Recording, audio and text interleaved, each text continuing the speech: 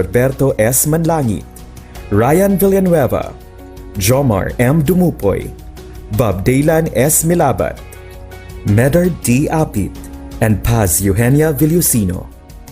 Technical Working Committee, Production and Communications, Lorely E. Quijano, Given G. Hinampas, Judiland T. Yu, Donna D. T. Bolifer, Mary Rose N. Resma, Riwen C. Manuel, Irene Lea C. Manguhon, and Bessie Aya N. Banyes.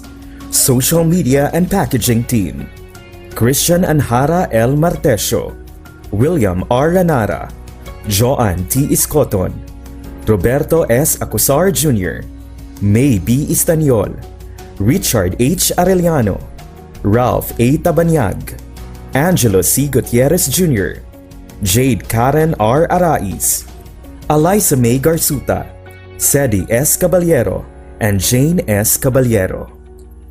Sa Radyo Z-Eskwela, siguradong masaya. Right and only here at Z Radio 88.5, ang istasyong siguradong lingaw, siguradong kuyaw. Nagasidya gikan sa Bulawan ng probinsya sa Davao de Oro. Kini ang siguradong lingaw, siguradong kuyaw. 88.5 Z Radio. This is Z Radio 88.5. Z Radio 88.5.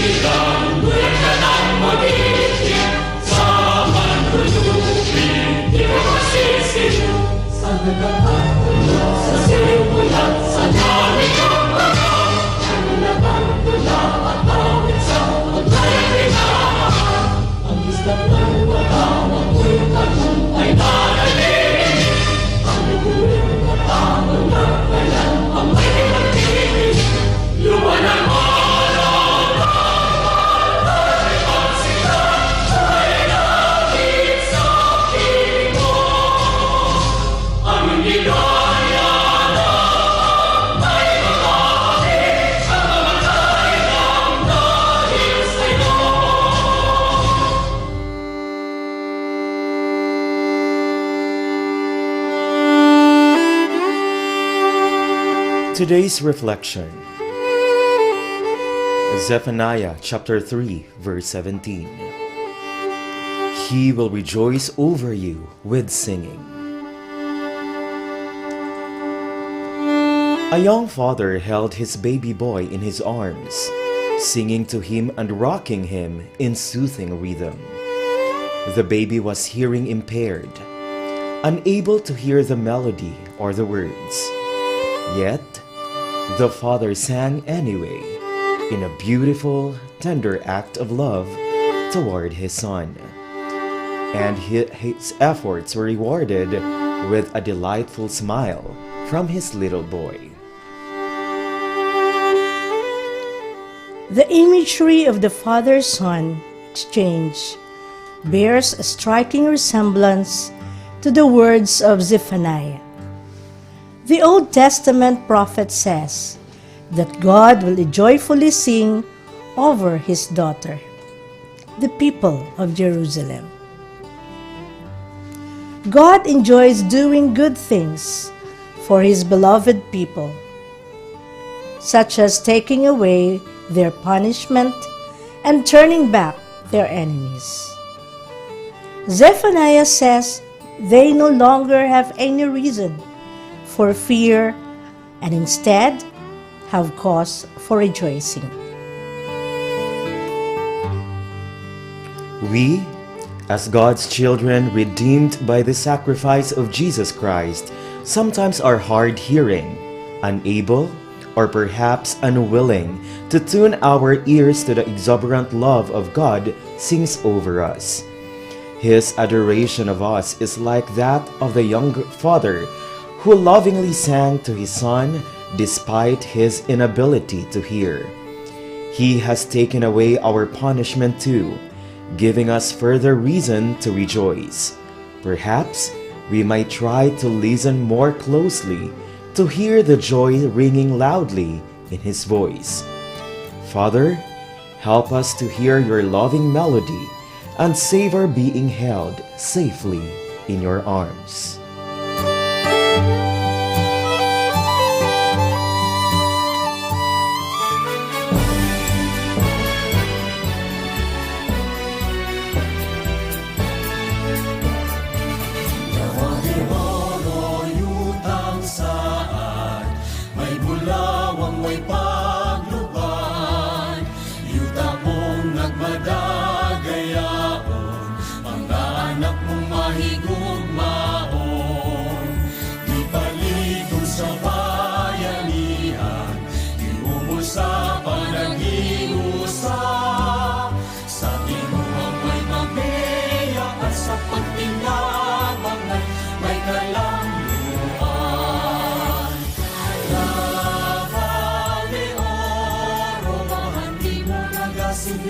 Gikan sa bubuhat, Davao de Oro, tuburan sa paglaon. Sa Davao inyong mahuswagon, ang kaanyag mo makabibihan, talag sa undas sa kahitasan, kamukiran sa lumang-ialimahan, bunga sa kalagayan.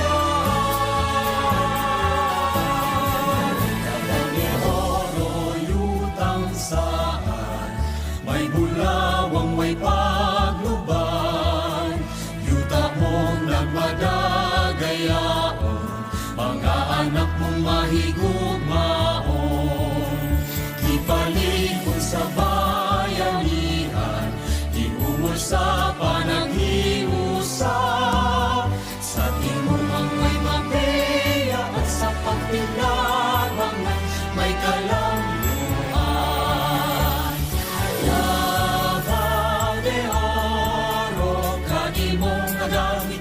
among kabulahanan.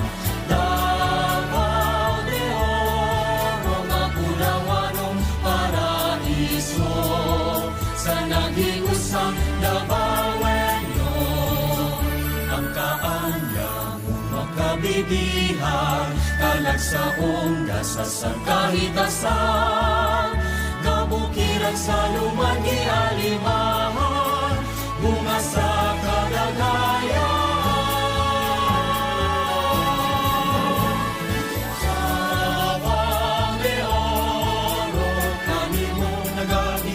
Among kabulahanan, Davao de Oro, mapulawanong paraiso, sa naghiusang Davaoenyo.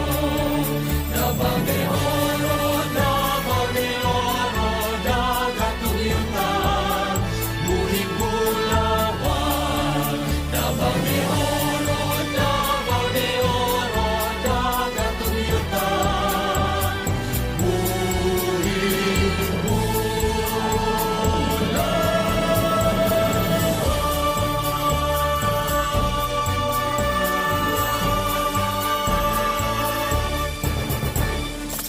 One station, all the hits. Z Radio 88.5.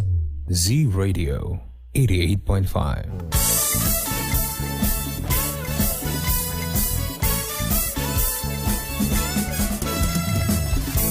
Madayaw Davao de Oro, good morning and welcome to this brand new episode of our Radyo Z-Eskwela program being brought to you by DepEd Division of Davao de Oro. Kauban ang atong sibiyahanang Z Radio 88.5, ang istasyong Siguradong Lingaw, Siguradong Kuyaw. Good morning mga kazi sa atong mga suking tigpaminaw. Anian na pod kita ni ining atong tulumanon nga gihatod kaninyo sa Schools Division of Davao de Oro. Of course, today is going to be a jam-packed day full of fun and learning. O kami ang inyong makauban karon, ang inyong mga tigsibya. My name is Teacher Given. And I am Ma'am Nanay Lor at your service. Good morning sa atong tigpaminaw din na, labi na sa ato ang mga ginikanan, sa ato ang mga magtutudlo, o sa ato ang mga learners nga nagaatang gayud ka nato kada adlaw. dinhi sa ato ang radio program. Yes, and today is May 10, 2021, adlang Lunes, and when it's Monday, we are expected to give you our learning episodes in English. So sa ato ang mga English teachers nga nakatuto karon sa atong programa,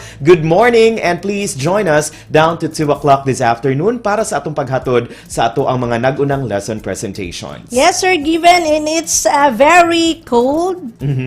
Bahalag init, basta cold. Monday morning, labi na kay atong giselebrar karon ang birthday sa usa ka atong education program supervisor dinhi sa Division of Davao de Oro. Ato ang education program supervisor in science, walay lain kundi ang atong inahan usab, si Ma'am Cecilia Morales. Happy birthday, Ma'am Senya. Happy birthday, Ma'am Sen. And of course, though gahapon nato gi-celebrate ato ang Mother's Day, sa tanang mga teachers nato karon og mga ginikanan, mga inahan nga nakatutok sa ato ang programa, allow us to extend our heartfelt thanks sa inyuhang tanan for being with us in this journey. I believe nga ang ato ang mga ginikanan, especially ang ato ang mga inahan dinha sa ato ang mga tagsa-tag sa kapanimalay, aduna pud sila gina-play nga role para sa ato ang pagpalapnag ni ining ato ang programa, no? And with that, we can't thank you enough for your dedication and commitment alang sa atong mga kabataan. That's right, Sir Given. And you know what? Ang role sa ginikanan dako kaayo kini og tabang. Labi na sa paghatag nato kining ato ang programa dinhi sa ato ang Sibyaanan. Yes, once again, happy Mother's Day sa lahat ng mga mothers out there, sa ato ang mga inahan sa division. Maayong pagpaminaw and happy Mother's Day. And of course, happy Mother's Day, Nay, og sa ako ang mama Thank dinha you. sa Barangay Maparat, no. Happy Mother's Day, Mama Nelly, maayong pagpaminaw. Happy Mother's Day sa tanan mga magtutudlo nga mga inahan og katupong mga magtutudlo og dili pud magtutudlo nga nagpakainahan. Di ba?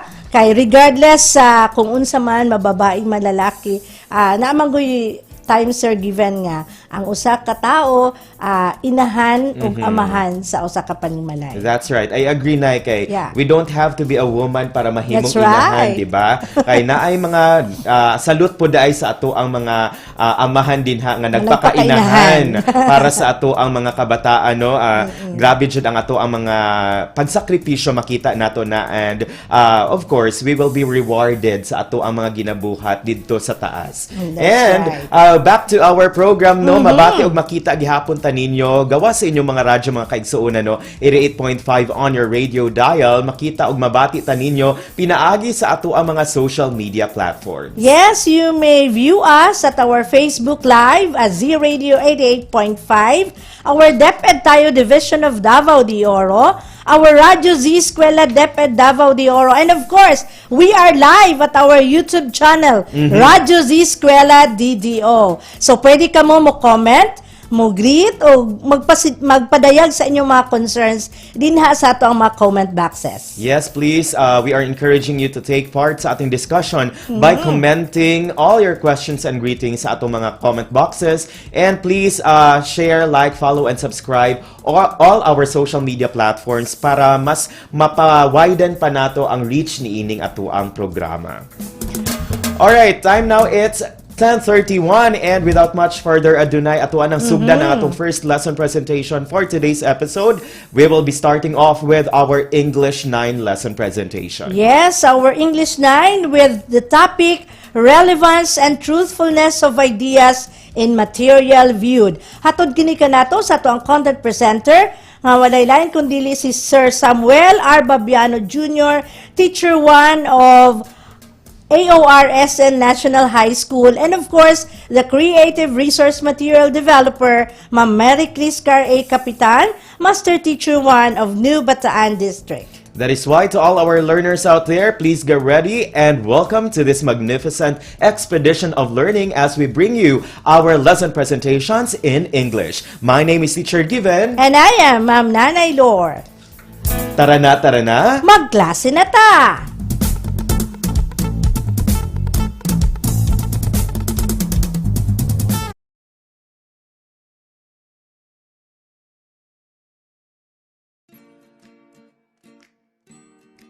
Hello, grade 9 learners.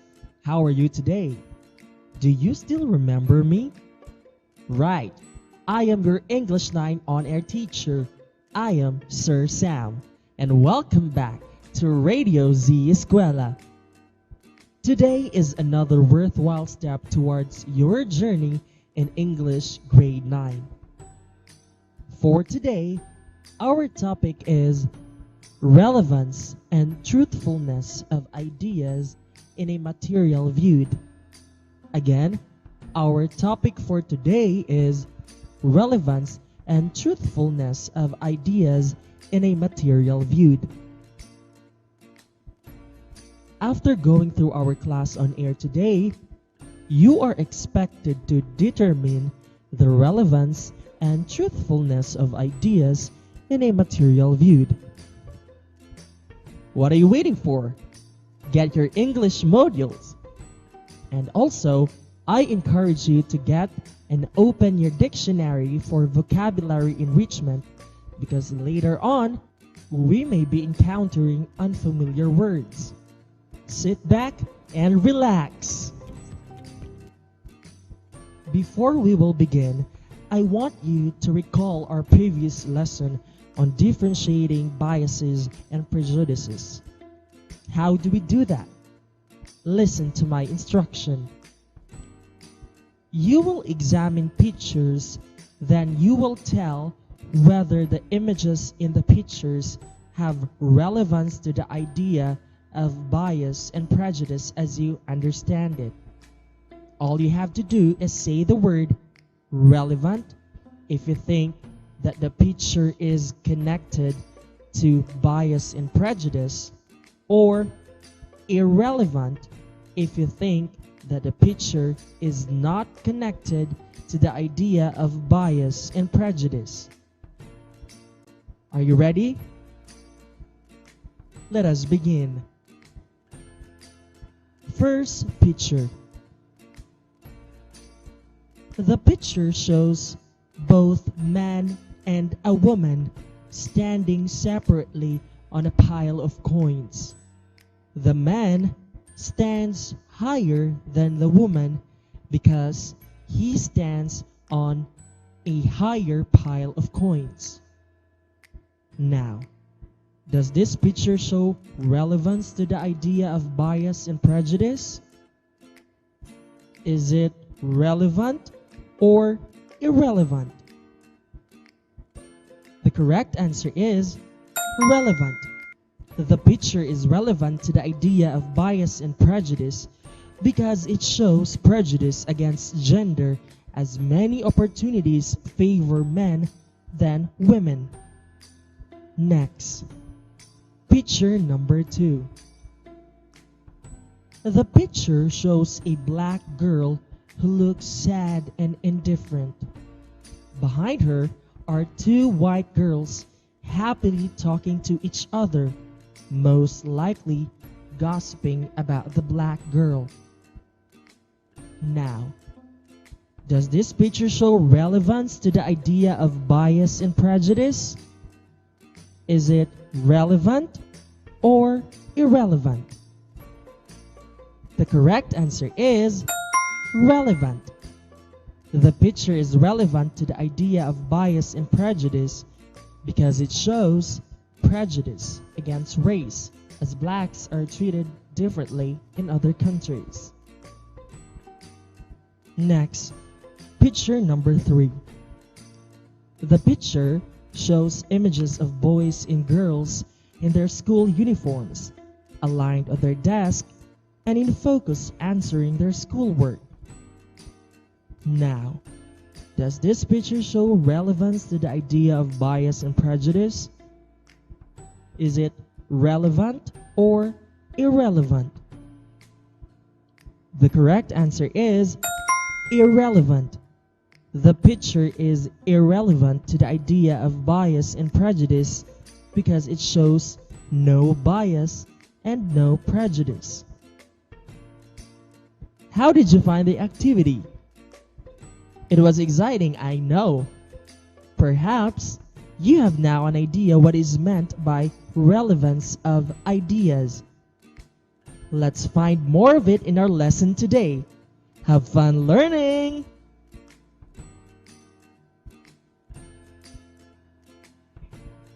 Since you have already learned differentiating biases from prejudices in the previous topic, this time we will determine the relevance and truthfulness of idea on the material viewed. Photos, videos, comic strips, and graphics are materials usually viewed that present ideas. Through information technology, receiving and giving of information have been made easier with just a click of a button and in the fastest way possible. Despite this development, however, it is important to know how to see the truth and relevance behind the information viewed, especially that pictures, figures, and other data can be manipulated in the digital era.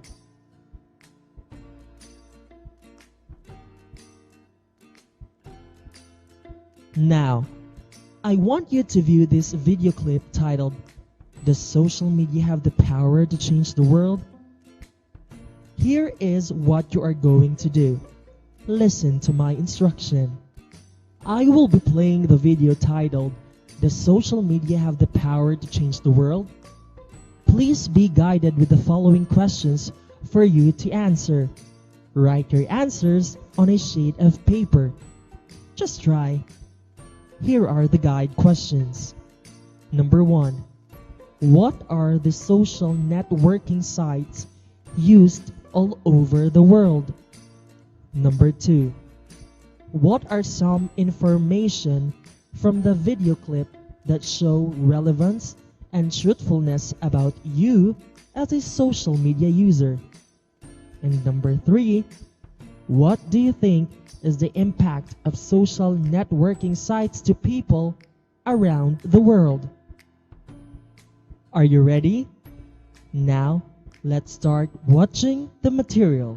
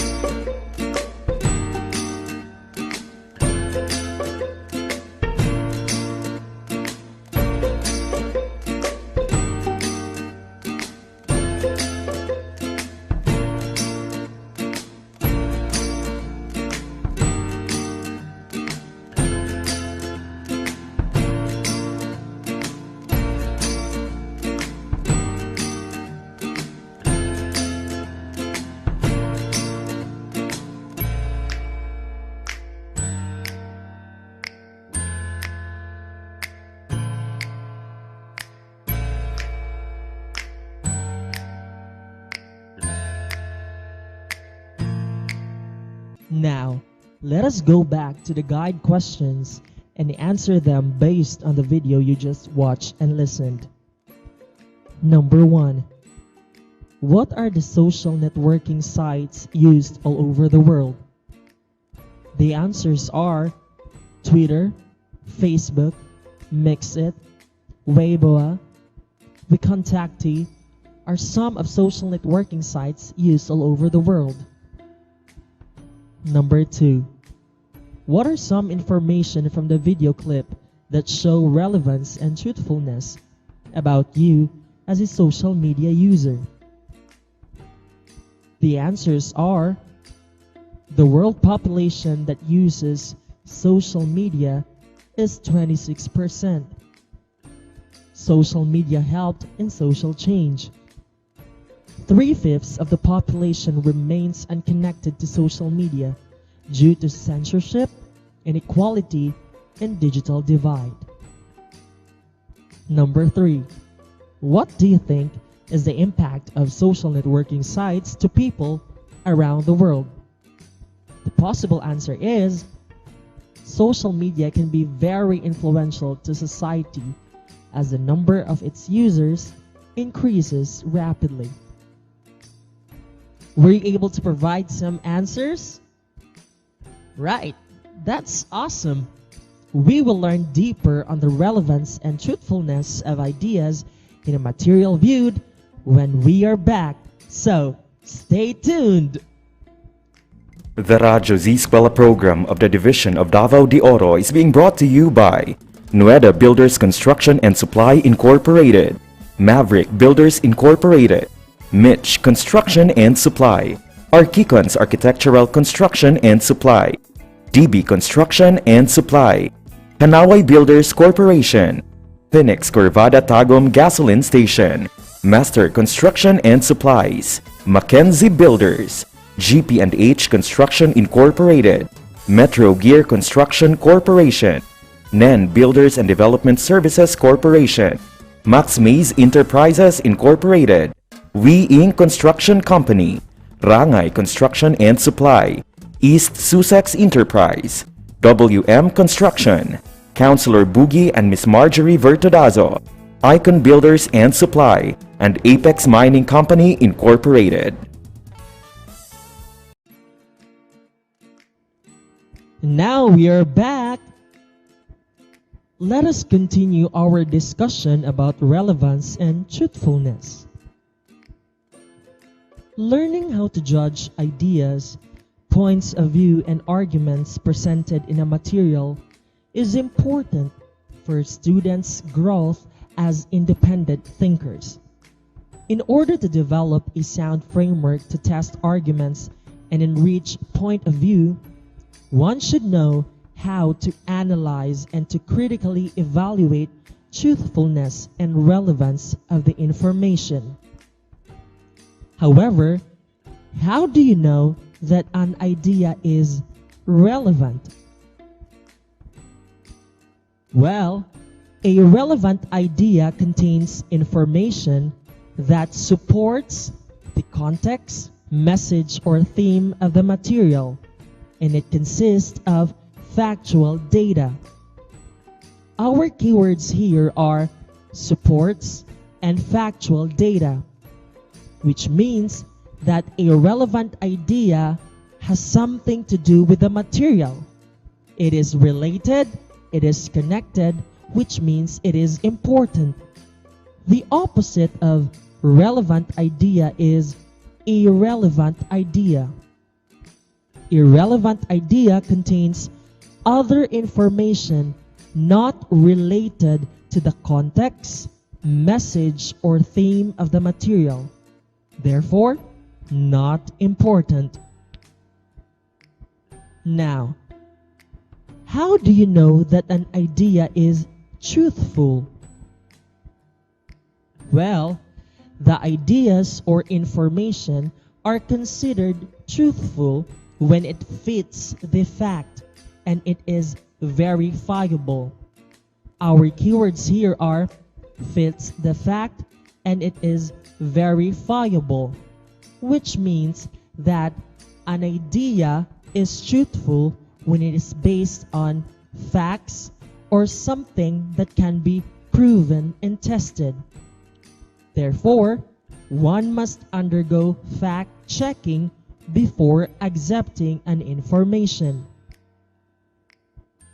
Now, to further understand our lesson for today, we will view another material. After exploring the material, you will analyze information whether it is relevant and truthful. Listen to my instruction. I will be reading a material titled Social Media Networks Are Changing Our Way of Having Relationships. Listen carefully because later we will be having an activity based on this reading material. Here is the material. Social media networks are changing our way of having relationships. Communication technology is invading our life more than ever before. Mobile phones are never farther than a reach of our hands away. Emails, social networks, the internet are more present than ever before. More than 60% of all internet users also communicate via social networks, and over 85% of all teenagers have accounts on social networks. Psychologists have started to define terms like Facebook addiction in their reports. Social media sites can be so addicting that people, especially youngsters, do not want to spend time with anything else. They leave their relationships in a virtual world.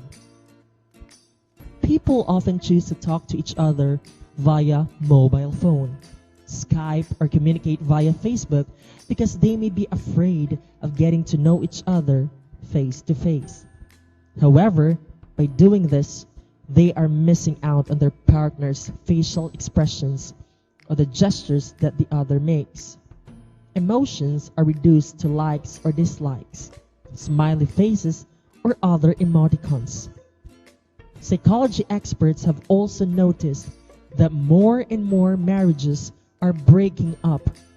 One of the reasons may be because Facebook makes it possible to communicate with old friends from high school or former boy or girlfriends that you have not had contact with in ages.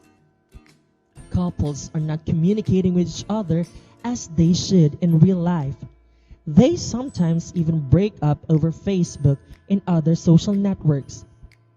Frequently, they do not argue about things in the usual way. They tend to carry out quarrels in public. As a result, others comment about something that should be solved privately. They don't share with each other, they share with everyone. It is strange to consider the fact that software developers and social network creators are in real life not really very social.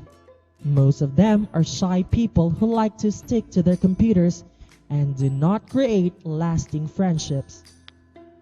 Facebook has defined privacy in a new way. Many things that should be private have become public.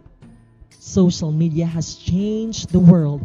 It has helped uprisings in Arab countries and overthrown governments.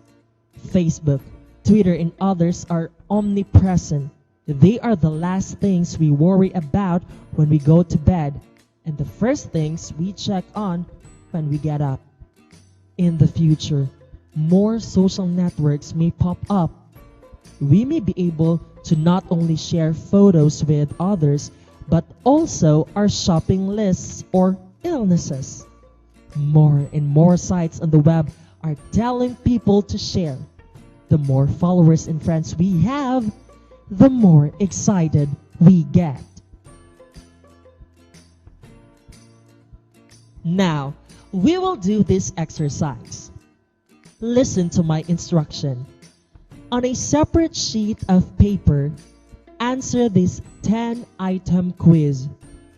For items 1 to 5, analyze whether the idea is relevant or irrelevant based on the material given by writing the word relevant or irrelevant.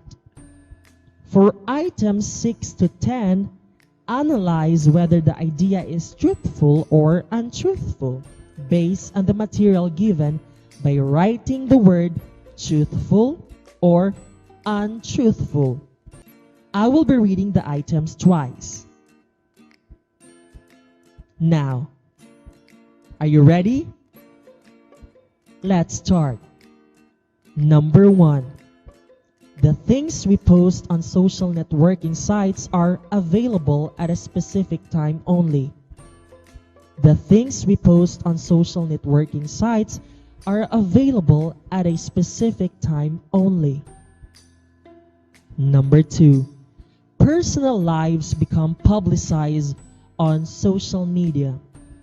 Personal lives become publicized on social media. Number 3. Users can control who sees their post online. Users can control who sees their post online. Number 4. Most of those have accounts on social media are teenagers. Most of those have accounts on social media are teenagers. Number 5. Many people relate to others without getting to know the real person face to face. Many people relate to others without getting to know the real person face to face. Number 6. The term Facebook addiction has been defined by psychologists. The term Facebook addiction has been defined by psychologists. Number 7. Social media didn't change the way people communicate with each other. Social media didn't change the way people communicate with each other. Number 8. Social media relationship is lasting. Social media relationship is lasting. Number 9. In the future, social media networks may do more what it can today. In the future, social media networks may do more what it can today. And number 10, social media may influence how one thinks and decides in life. Social media may influence how one thinks and decides in life. We will check your answers when we are back, so stay tuned! The Radyo Z-Eskwela program of the Division of Davao de Oro is being brought to you by Nueda Builders Construction and Supply Incorporated, Maverick Builders Incorporated, Mitch Construction and Supply, Archicons Architectural Construction and Supply, DB Construction and Supply, Kanaway Builders Corporation, Phoenix Corvada Tagum Gasoline Station, Master Construction and Supplies, Mackenzie Builders, GP&H Construction Incorporated, Metro Gear Construction Corporation, NEN Builders and Development Services Corporation, Max Mays Enterprises Incorporated, We Inc. Construction Company, Rangay Construction and Supply, East Sussex Enterprise, WM Construction, Councilor Boogie and Miss Marjorie Vertodazo, Icon Builders and Supply, and Apex Mining Company Incorporated. And now we're back. Were you able to do it? Let us find out. A while ago, I have left you an exercise for you to do. The instruction was, analyze the following scenarios. Identify whether it shows or depicts bias or prejudice by writing the words bias or prejudice. Try this exercise using a separate sheet of paper. Now, let us check the answers. Number 1. He believes that the man who makes appearance in the business world and creates personal interest is the man who gets ahead. The correct answer is bias. It is a wrong judgment that usually the physical appearance guarantees success. Number 2. One only reports what is pleasing in the event to avoid hurting the organizer's feelings. The correct answer is bias. It is being selective. There is unfairness because you only choose what to report. Number 3. Doing what everyone does in the group with the fear of being not accepted. The correct answer is bias. It is a wrong judgment. You do not have to conform or follow others to be accepted. Number 4. Selecting media stories to keep advertisers. The correct answer is bias. It is also being selective. You only choose what will benefit you at the expense of showing really the truth. Number 5. Parents often favoring the younger siblings as they are immature and helpless. The correct answer is bias. It is a basic example of favoritism, which is being unfair. Number 6. Other people consider some groups as illiterate and uneducated. The correct answer is prejudice. It is discrimination without good or sound reasoning. Number 7. Women are not allowed to vote until the early years of 20th century. The correct answer is prejudice. It is a discrimination based on gender. Women are capable well-beings. Number 8. Black people could not sit in the front of buses until 1950s and 1960s in the United States. The correct answer is prejudice. It is also a discrimination, racism to be particular. It is discrimination against one's race and color. Number 9. Some establishments are exclusive that do not allow other members outside their race. The correct answer is prejudice. This is also a form of racism. You are discriminating against others because of their race and color. Number 10. His being African American tore himself apart in pursuit of a dream. The correct answer is prejudice.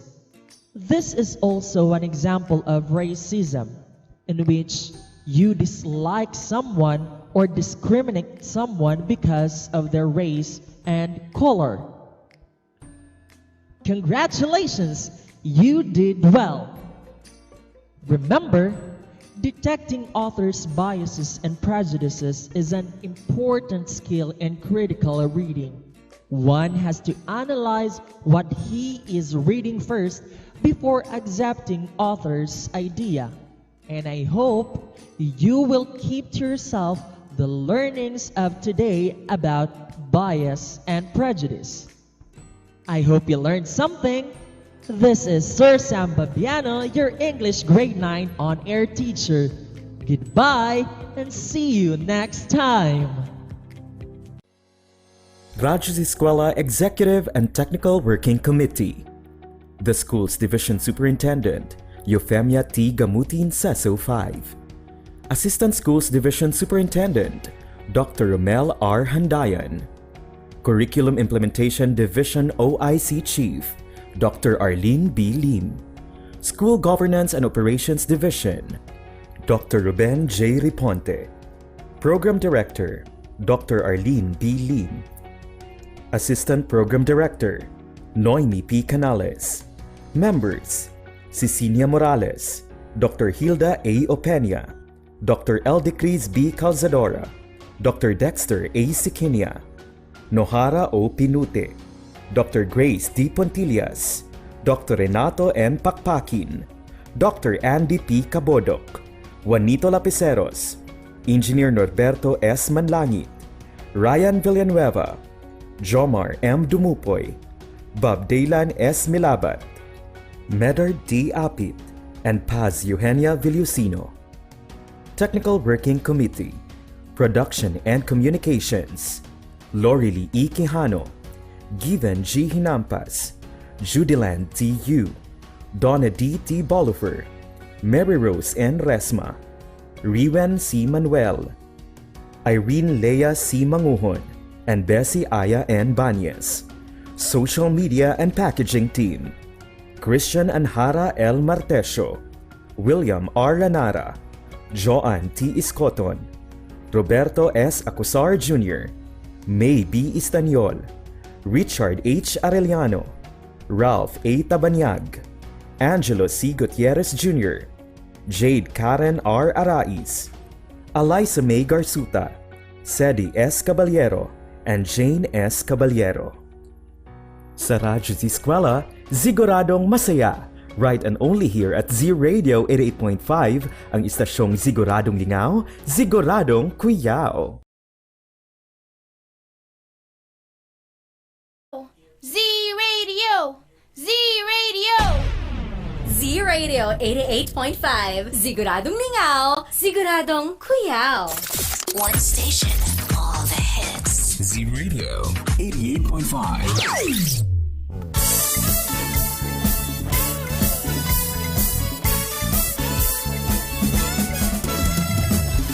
And we are back here sa ating programang Radyo Z-Eskwela. Siguradong masaya. Right and only here at Z Radio 88.5, ang istasyong siguradong lingaw. Siguradong kuyaw. Ladies and gentlemen, we just heard and watched Yes. our lesson presentation for English grade 9 with our topic Relevance and Truthfulness of Ideas in Material Viewed. Pasasalamatan natin ay ang ating content presenters and creative resource developer na sina Sir Samuel R. Babiano Jr. of AOSR National High School, together with Ma'am Mary Criscar A. Kapitan, Master Teacher 1 of New Bataan District. Yes, Sir Given. So, thank you kaayo sa to ang skills nga gipakita sa to ang mga teachers. Naway puas ang paghatag sa pag-share sa ilang talents and skills sa atong mga magtutudlo dinhi sa Division of Davao de Oro. Yes, we cannot thank you enough for all the commitment and dedication nga inyuhang gihatod sa ato dinhi sa atong programa, no? And I believe our learners have a lot nga na-learn nila, no, pinaagi sa ato ang leksyon. And please, if you think you have some things nga need pa i-clarify, please feel free to approach your teachers in your respective schools. I know that they are very much willing to give you technical assistance also with regards to our topic. That's right, Sir Given. And we all know that our learners out there, they are just waiting for some time na pwede nila mapadayag ang ilahang mga queries in which they can call or you can text your class advisors, your subject teachers for some questions with regards to our lesson presentation this morning. And for that, Sir Given, we would like also to greet our administrative officer of the Division of Davao de Oro, Engineer Manlangit. Hello, happy watching. And happy watching also to our top fan, Ma'am Evelyn Lim Obeja. Hello also to Ma'am Merla Munoz. And to all teachers out there nga tanaw og nag-abang og hulat kung unsa pa ang mosunod na itong lesson presentation. Yes, happy listening also sa ako ang igagaw din ha sa Municipality of Mako. Hello to Ate Jobeline Hinampas Lorn, naminaw sa ato ang programa karon. And I am also saying hello to Benj Bastida, ato ang higala dinhi sa Barangay Mainit. And hello sa ato ang mga kaubanan din ha sa Monte Vista National High School Main Campus. Hello sa ato ang School Principal for Dr. Jernaldine O. Perez, Ma'am Maritas Villacorteza, our School Principal for the Senior High School, and Sir Genev Miguel, our Head Teacher. Yes, Sir Given. I'd like to take this opportunity of greeting our friend na taga Compostela. He's the president of the LGBTQ of Compostela. Happy birthday, Tita Nicole Peralta. Yes, happy birthday, Tita Nicole.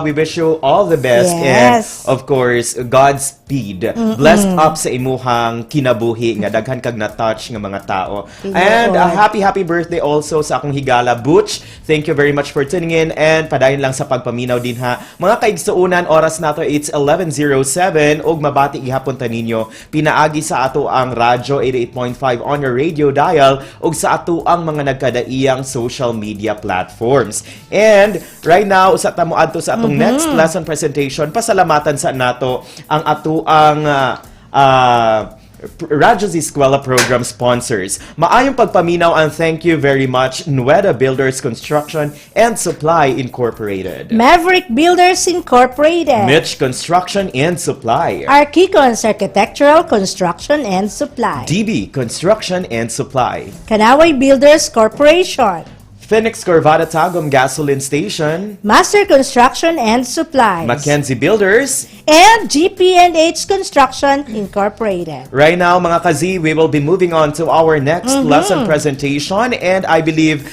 kaning ato ang presenter nagpanikad na para ihatod kaninyo That's ang right. ato ang leksyon, and later on ato ang i-promise na nga makauban nato ang ato ang maanyag nga presenter for today for our English grade 10 lesson presentation.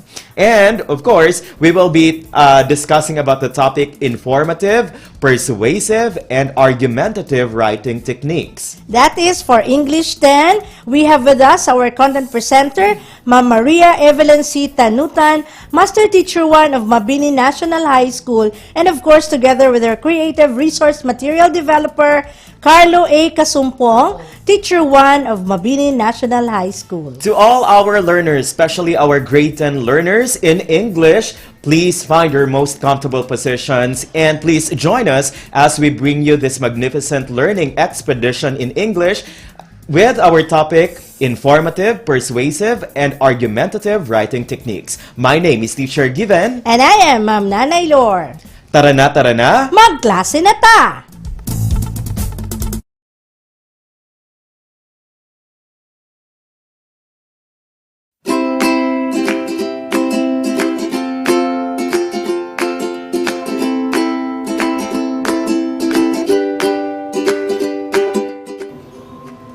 Good day, students. How have you been? I hope you still sustain the energy in you while learning through various modes. Your parents, teachers, and me are here to assist you. I've heard you have been waiting for our new lesson in English 10, and I am very much excited to discuss it with you today. I'm Teacher Maria Evelyn Kandug Tanutan from Mabini National High School, Mabini District, and I will be with you today as we explore another meaningful and exciting lesson. Before we start our lesson, kindly prepare the following: your self-learning module for Quarter 3, Module 2, your pen, and your paper. Just a short reminder, this lesson contains paragraphs that you need to listen to.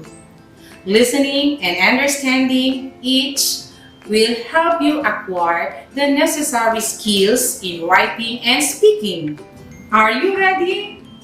I guess you are. Let us start. Let's first have a simple recall of our previous lesson in English 10. What type of essay attempts to persuade readers to take the side of the author by using both reasoning and evidence? Great! It is argumentative essay. How is argumentative essay structured? Nice! Just like other essays. An argumentative essay also has three major components, namely introduction, body, and conclusion. To link this knowledge from our previous lesson, today we will venture another topic which aims to help you acquire skills in writing. After the 32-minute lesson, you are expected to analyze the variety of writing techniques, use a variety of informative, persuasive, and argumentative writing techniques in writing speeches, and realize the importance of the variety of writing techniques. Let's start the lesson by knowing what you already know. Please use your pen and activity notebook in writing the letter of your answer as I state the item. Number 1. It is a speech intended to share new knowledge. A. Argumentative. B. Informative. C. Narrative. D. Persuasive. The answer is B. Informative. An informative speech is used when the speaker's purpose is to merely inform or share knowledge. 2.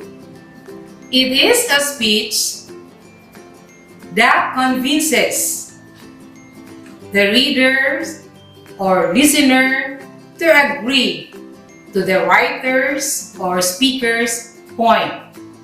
A. Argumentative. B. Informative. C. Narrative. D. Persuasive. The answer is D. Persuasive.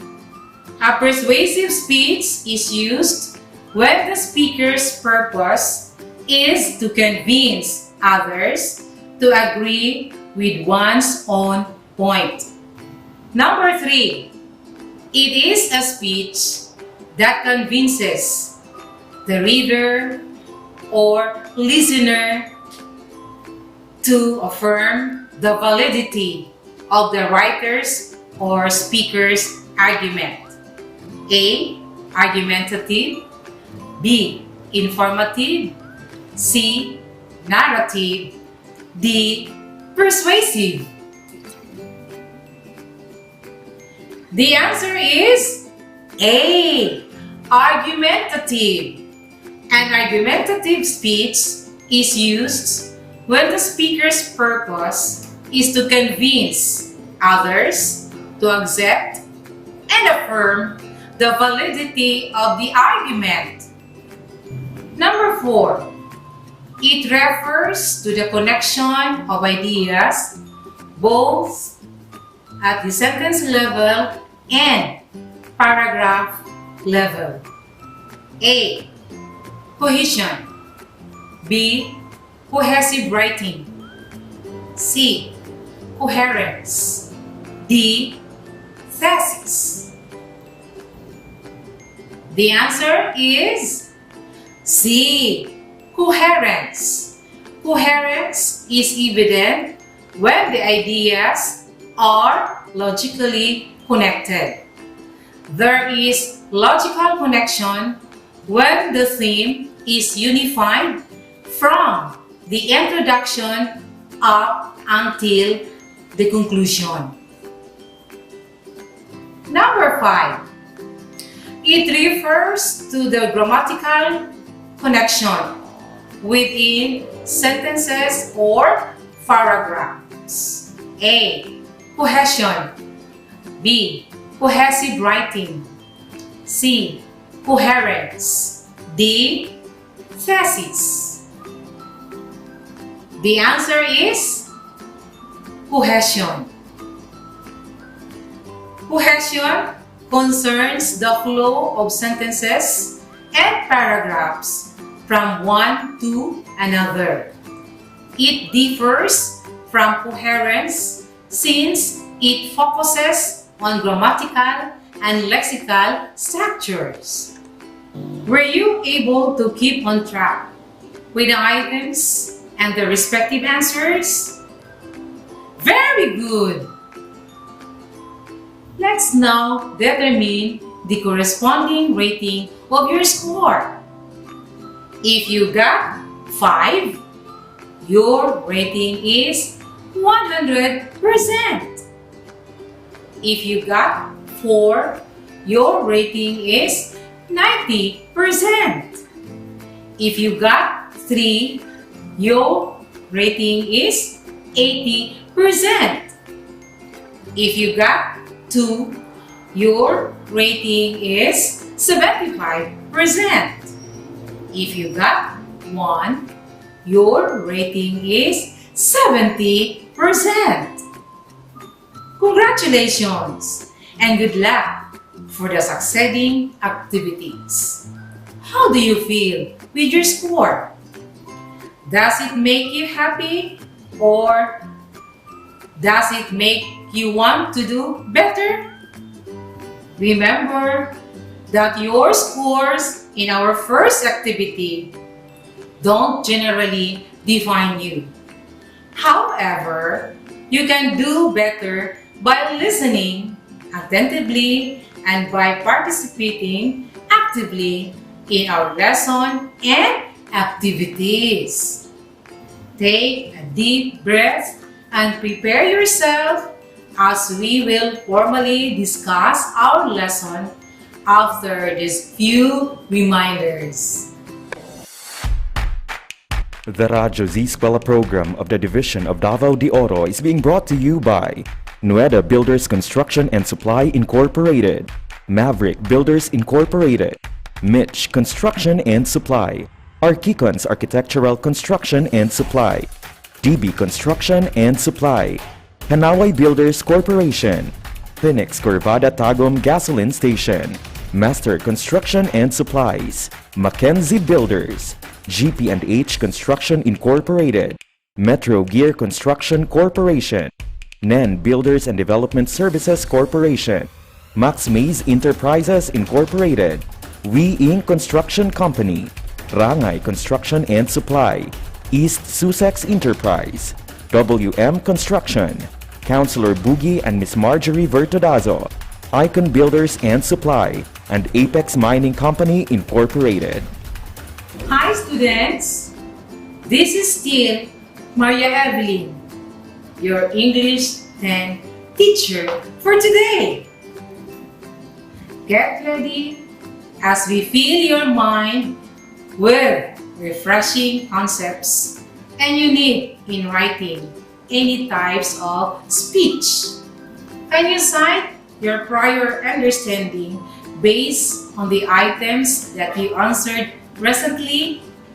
Let's check on that as we go through with our new lesson on informative, persuasive, and argumentative writing techniques. This is a quarter 3 lesson that aims at instilling writing comprehension domain to equip you for future undertakings. Please listen as I read excerpts from paragraphs.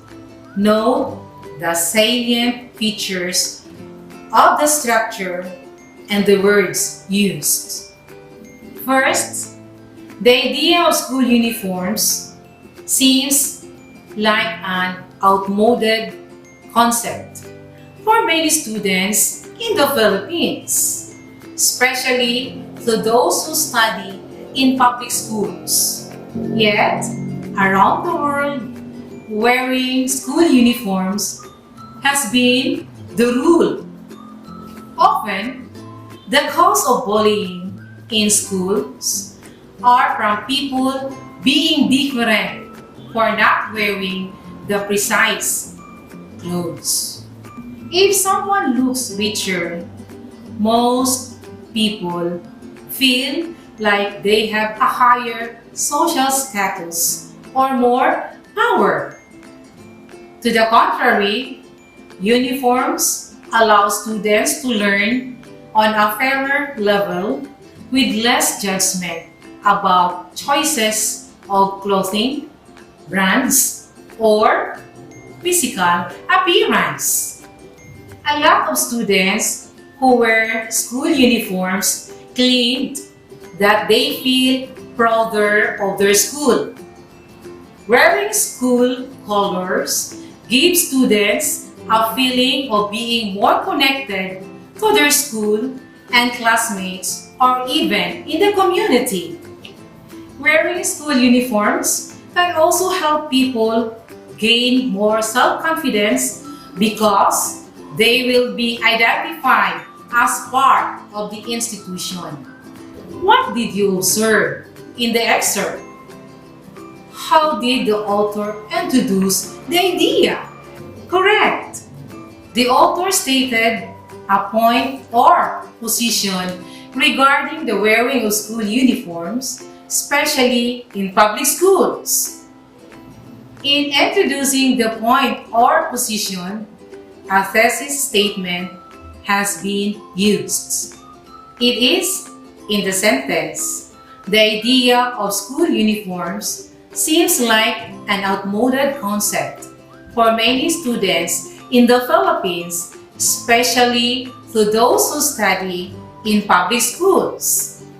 This thesis statement has been supported by the succeeding sentences where the author presented instances where wearing of uniform is really important. The conclusion reaffirmed the thesis statement and restated in summary the details of the point or position. Considering these characteristics, the author of first text applied argumentative writing techniques. Reason was deemed sound and firm, while evidence was enough to support the point. Second text. The coronavirus disease, COVID-19, is an infectious disease caused by new strain of coronavirus.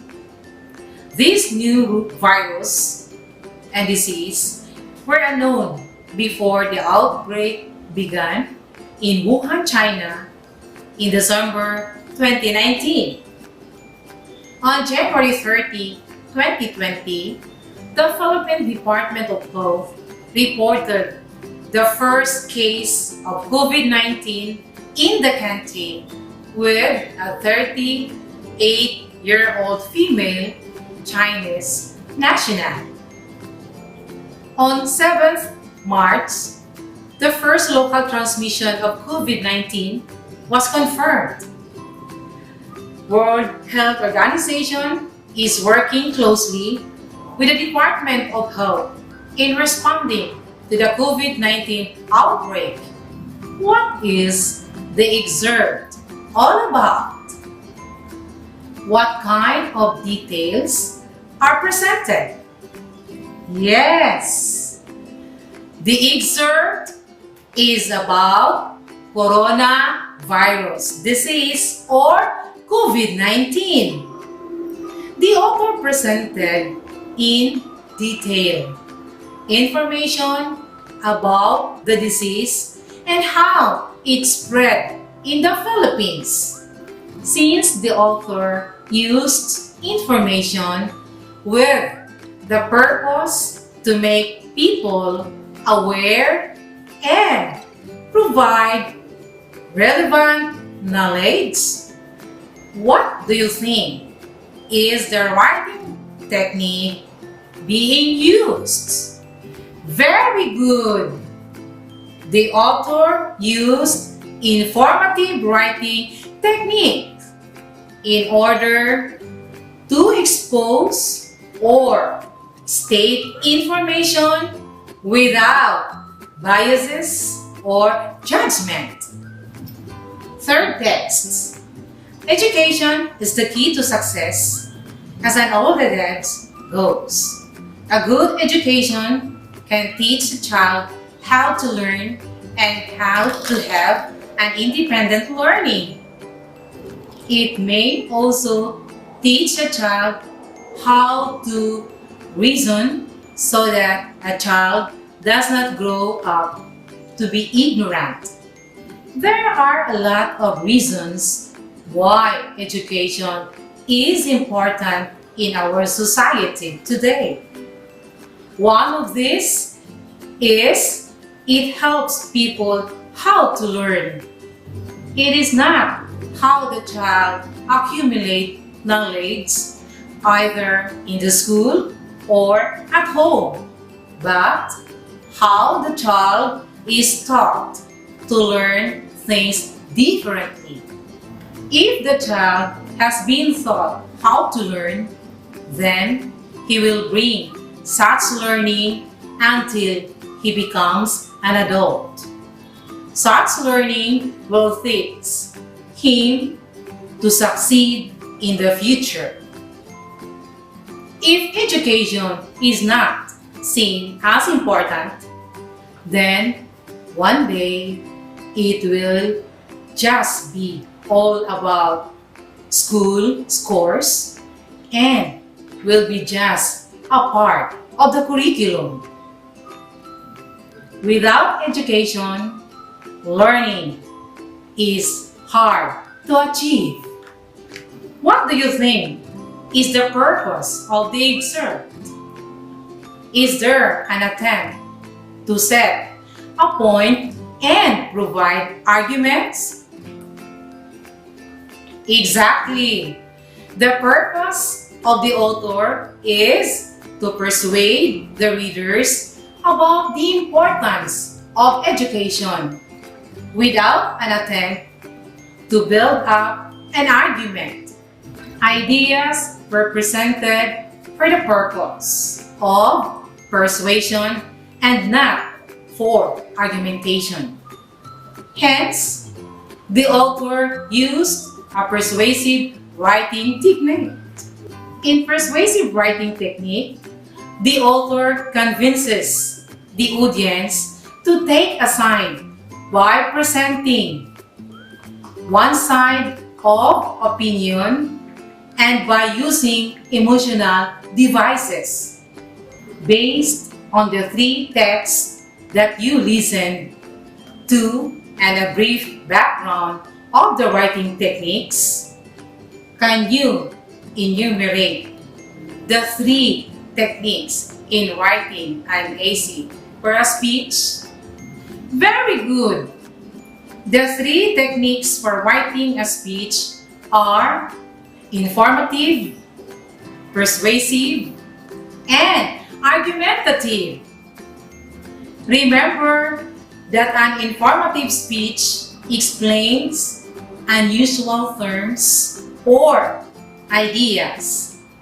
In addition, a persuasive speech convinces audience to take one side by presenting opinions or a position. Moreover, argumentative speech considers both sides of the issue and uses both reason and evidence.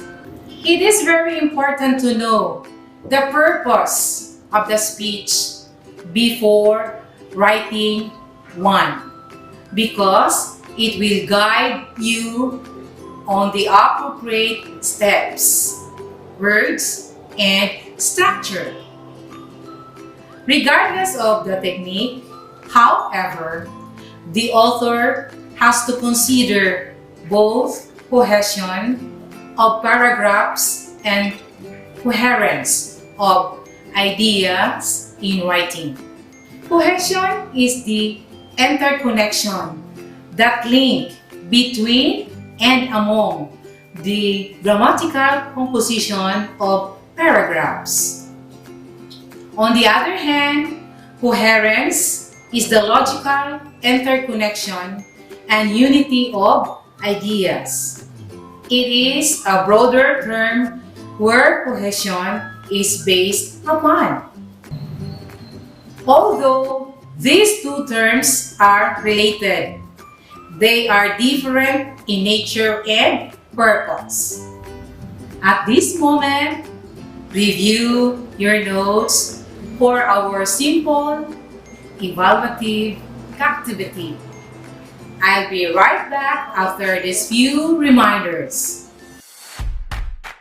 The Radyo Z-Eskwela program of the Division of Davao de Oro is being brought to you by Nueda Builders Construction and Supply Incorporated, Maverick Builders Incorporated, Mitch Construction and Supply, Archicons Architectural Construction and Supply, DB Construction and Supply, Hanaway Builders Corporation, Phoenix Corvada Tagum Gasoline Station, Master Construction and Supplies, Mackenzie Builders, GP&H Construction Incorporated, Metro Gear Construction Corporation, NEN Builders and Development Services Corporation, Max Mays Enterprises Incorporated, We Inc. Construction Company, Rangay Construction and Supply, East Sussex Enterprise, WM Construction, Councilor Boogie and Miss Marjorie Vertodazo, Icon Builders and Supply, and Apex Mining Company Incorporated. Hello students, this is still your English teacher, Maria Evelyn.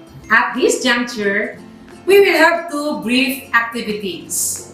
One will be an identification of the writing technique being used, and the other will be a formal application of the skill you acquired. Before the writing activity, kindly identify the writing technique applicable in each speech writing situation. Please write your answers in your activity notebook. Are you ready?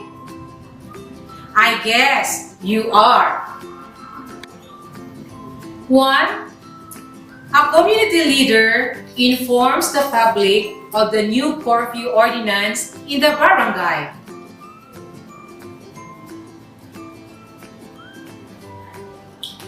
Correct! The applicable writing technique is informative writing. 2. A yes/no advocate presents the pros and cons of coal-fired energy and convinces the audience to patronize renewable energy. That's right! The applicable writing technique is argumentative writing. 3. A barkada contra droga officer persuades young students to enjoy leisure benefits of sports over trying illegal drugs. Definitely, the applicable writing technique is persuasive writing. At this point, prepare yourself as I unravel your writing test. Prepare with you any resources like books, magazines, or the internet that may help you. In your activity notebook, please write your own speech using one among the three techniques. You may freely use informative, persuasive, or argumentative writing techniques based on your purpose. With 5 as the highest rating and 1 as the lowest, kindly refer to the rubric with the following indicators. 1. Focus or content, where you state exact position from introduction to conclusion. 2. Techniques used in the speech are effective and relevant to the purpose. 3. Development or organization that allows you to present logically arranged ideas and grammatically connected sentences. 4. Clarity of ideas in which your information, opinions, and arguments are presented substantively and with authenticity. 5. Emphasis that provides an attention-grabbing appeal to the audience. The numerical ratings are described as what follow. 5. For excellent. 4. Very impressive. 3. Impressive. 2. Convincing. 1. Beginning. I hope you got the instructions clearly. Kindly keep on track of your progress through reviewing your activity notebooks from time to time. Always remember to continue learning and to keep the faith. The time for achieving your aspirations will just come perfectly. Enjoy your life and always thank God for it. This is your English 10 teacher, Maria Evelyn Cando Tanutan from Mabini National High School, Mabini District, saying, take care because God cares. This is Z-Radio 88.5 FM. Siguradong lingaw, siguradong kuyaw. God bless everyone. Radyo Z-Eskwela Executive and Technical Working Committee. The school's Division Superintendent, Eufemia T. Gamutin Seso 5. Assistant Schools Division Superintendent, Dr. Romel R. Handayan. Curriculum Implementation Division OIC Chief, Dr. Arlene B. Lim. School Governance and Operations Division, Dr. Ruben J. Riponte. Program Director, Dr. Arlene B. Lim. Assistant Program Director, Noemi P. Canales.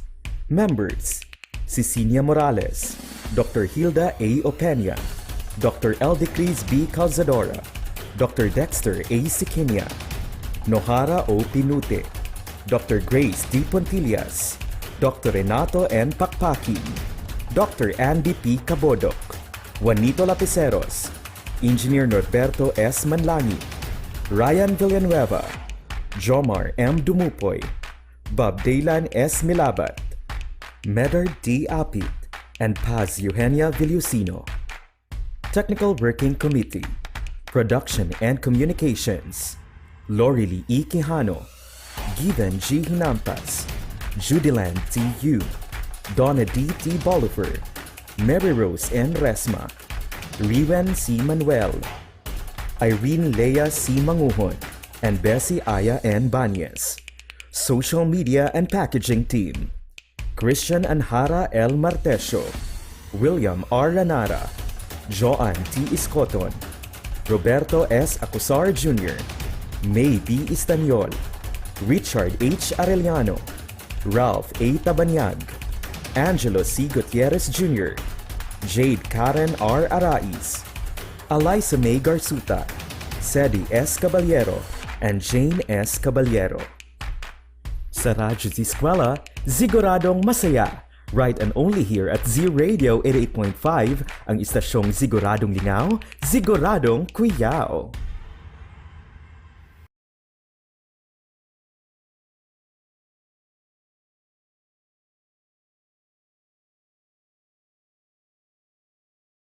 Mga inspirasyon sa matag pamilya, kauban si Mari Vice Governor Maricar Zamora. Saire Mare, paminaw kada Martes, alas 8 hangtod alas 10 sa buntag. Saire Mare, sa Z-Radio 88.5.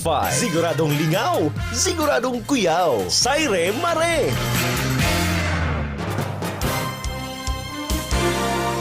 Makisayod sa hisgutanang kalinaw alang sa kalabuan sa atong komunidad. Kalinaw para sa kalambuan. Paminaw kada Biyernes alas 9 hangtod alas 10 sa buntag. Kalinaw para sa kalambuan. Dili lang sa Z-Radio 88.5. Siguradong lingaw, siguradong kuyaw.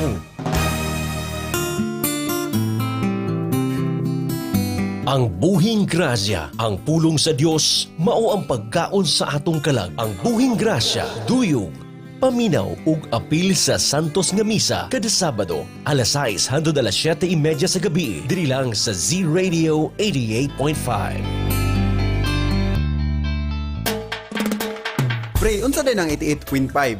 Z-Radio Unsa man po ng Z-Radio? 88.5. Kuyawa, oy! Ma 88.5 o Z-Radio man, kamo na minaw sa Siguradong Lingaw, Siguradong Kuyaw, Z-Radio 88.5. Adlaw siguradong lingaw, dili mapaulahi kay siguradong kuyaw. Para sa Bulawan na probinsya, Z-Radio. Sa Bulawan na pagsibya, Z-Radio. Z-Radio 88.5.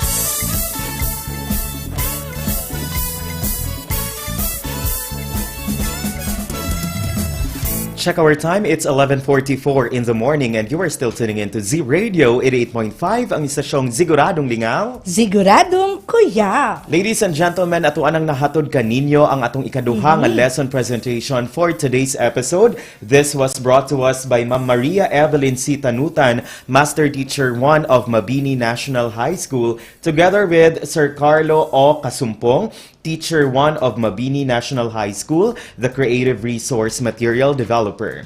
With our topic, informative, persuasive, and argumentative writing techniques.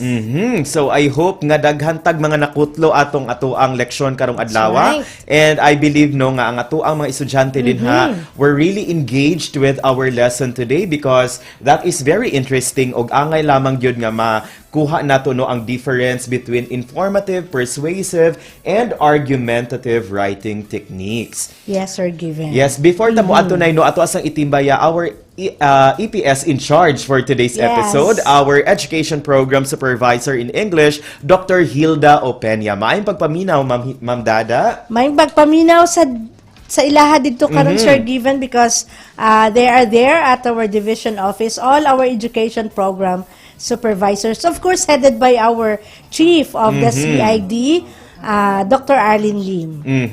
Ladies and gentlemen, as promised natin kanina, makakasama natin ngayon ang ating content presenter para magbigay linaw, mas mapaklaro pa ang ato ang leksyon ngadto sa ato ang mga estudyante nga anak karon sa ilang mga tagsa-tagsa kapanimalay. Ladies and gentlemen, ato ang sugaton sa masipang pakpak, ang ato ang content presenter all the way from Mabini National High School. We have here Ma'am Maria Evelyn C. Tanutan. Good morning, Ma'am Maria Morning, Evelyn. Hello sir, good morning. Sir Given, Lord, Sir Tata, good morning. Yes, ma'am. Welcome back sa ato ang programa. Murag, kanunay yun ni nagauban sa ato adinhi si ma'am. So, Yes. nakita nato nga sa ingana nga pamaagi, very Dedicated. Yes, dedicated and very into the task si ma'am nga muhatag Yes, yun sa ato ang mga estudyante o kaning leksyon nga pinaagi ni ining ato ang programa. That's so, right. we have been receiving a lot of queries right here o kaning ato ang mga pangutana dinhi ato karong hatagag pagtagad para atong ibato sa ato ang content presenter ug mas mapalapnag pa ang ato ang pagsabot ni ining tanan. Yes, that's right, Sir Given. And I'm sure our presenter here is very much ready Yes. with all your questions. Kay gipangandaman gid kaniniya. All right, so let's start our question and answer portion with our first question right here. Number one question, Ma'am Eve, are you now ready? Yes sir. Always ready ni si Ma'am. Number one Sir. question or our first question. A speech may be written to impart knowledge and relay information. What writing technique should be used? Again, a speech may be written to impart knowledge and relay information. What writing technique should be used? the informative writing technique should be used. From the word itself, when you try to relay information or to give information, Yes. you have to use the informative writing technique. So, maulang yun na ato ang huna-hunaon siguro, Ma'am Eve, no? It depends on the purpose of our writing. Second question ay? Yes, our second question goes like this. Taking a position or point in a speech may require the use of sound arguments and established evidence. What writing technique should be used? I repeat, taking a position or point in a speech may require the use of sound arguments and established evidence. What writing technique should be used? What are we going to use, Ma'am Eve? The argumentative writing technique should be used, ma'am. Ato ang root word din ha is when you Argue. try to take a position or point in a speech that may require use of sound arguments, no? And of course, stating evidences. Yes, Okay. that is very much important. That's that right. our claim or our point must be supported with evidence for it to become more credible. Yes, Okay. giving your stand and giving evidences. Yes. Okay. Third question right here, Ma'am Eve. What writing technique should a speaker apply when he or she is writing a speech to convince the listeners to take his or her side of the issue? Persuasive writing technique. That is for persuasive. Yes, sir. In persuasive writing, you are trying to convince people, right? Yes, sir. Just the same in persuasive speech, your purpose there is to convince people to go with what you believe in. So, Yes. basically, ganyan yan. Okay. Right. Okay, we'll move on to our next question. How will the speaker uphold consistency in the content of the speech and in instilling the purpose to the listeners? I repeat, how will the speaker uphold consistency in the content of the speech and in instilling the purpose to the listeners? By observing cohesion and coherence. Okay. So, I think this is also very relevant, Ma'am, no, in our writing, that you have to examine or to see to it that you are writing a logically coherent material. That's right. So that your readers and your listeners maybe will not be off track with with your point. Diba? So, Yes, dapat yun align siya ka ng hanay ang pagkabuhat. It doesn't go around the bend or it's beyond context, di ba? Yes, you really have to establish your scope. Okay. And final question right here, Ma'am Eve, why is it important to learn different writing techniques before formally writing a speech? One more time, why is it important to learn different writing techniques before formally writing a speech? Learning different writing techniques helps the speaker write speeches that are directed to their objectives and purposes.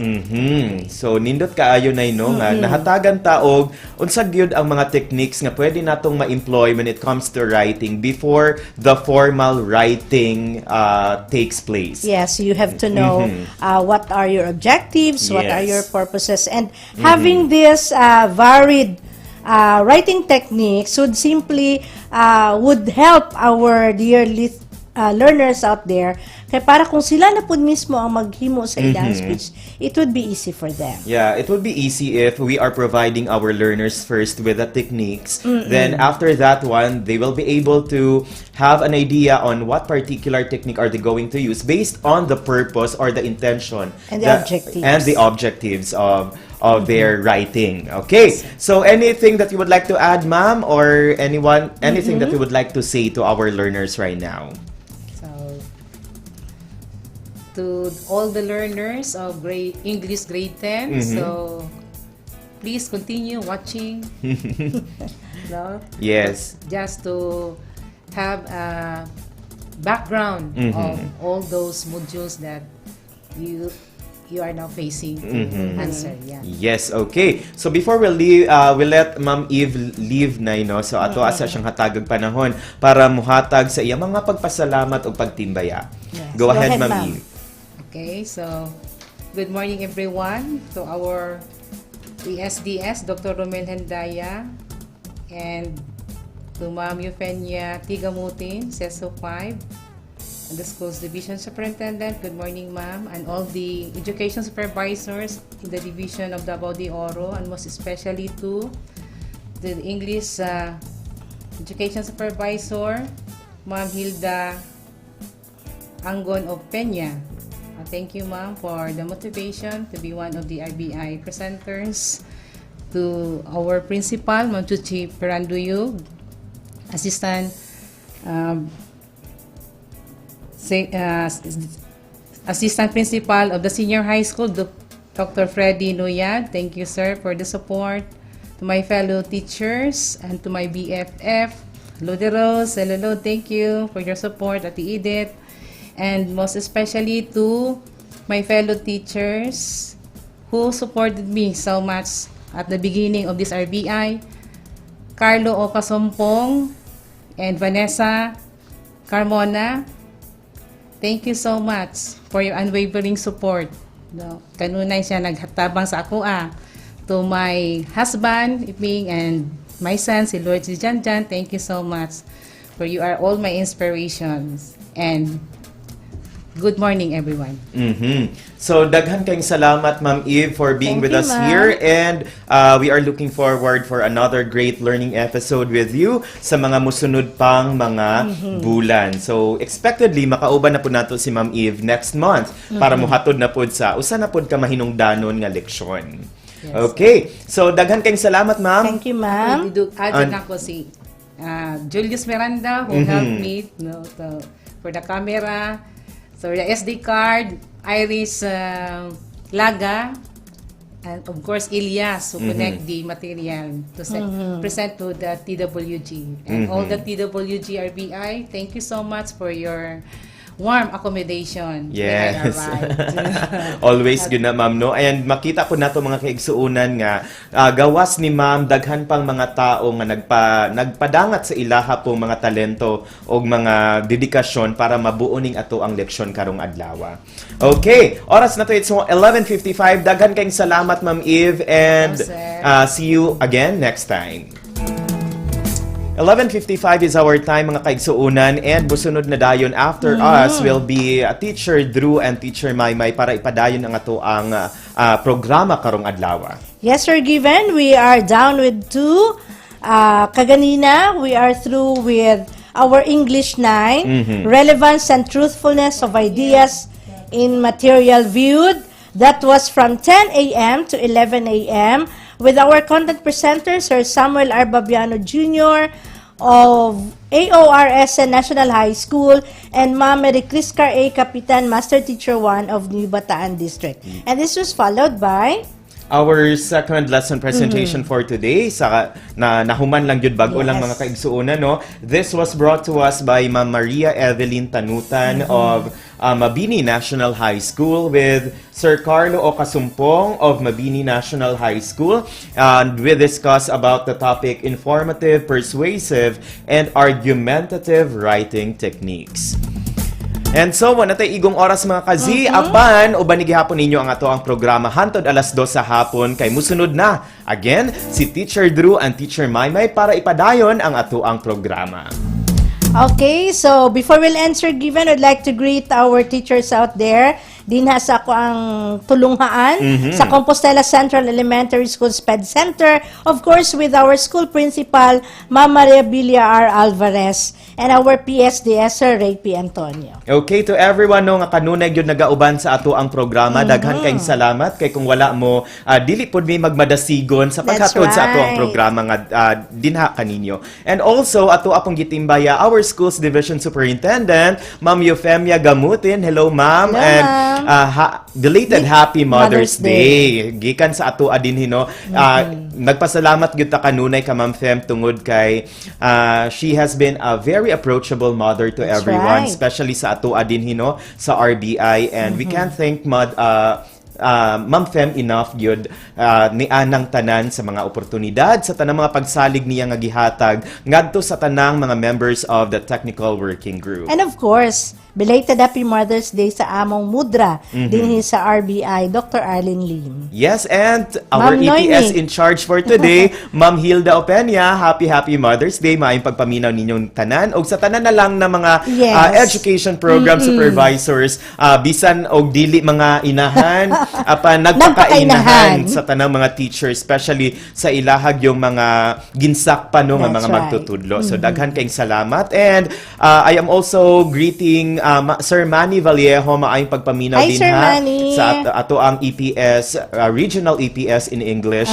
And also, once again, ako ang gitimbaya. Hello sa akong higala, Butch Bernel, nga nag-celebrate sa iyahang birthday today. Happy birthday. Again, happy birthday, Ma'am Senya Morales.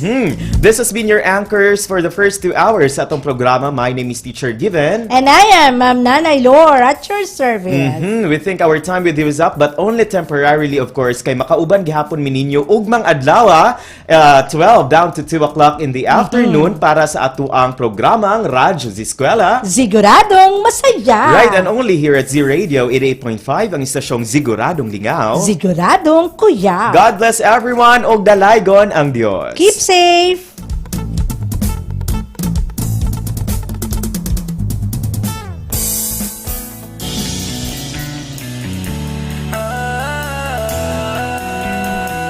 Magbayanihan na, magbayanihan na,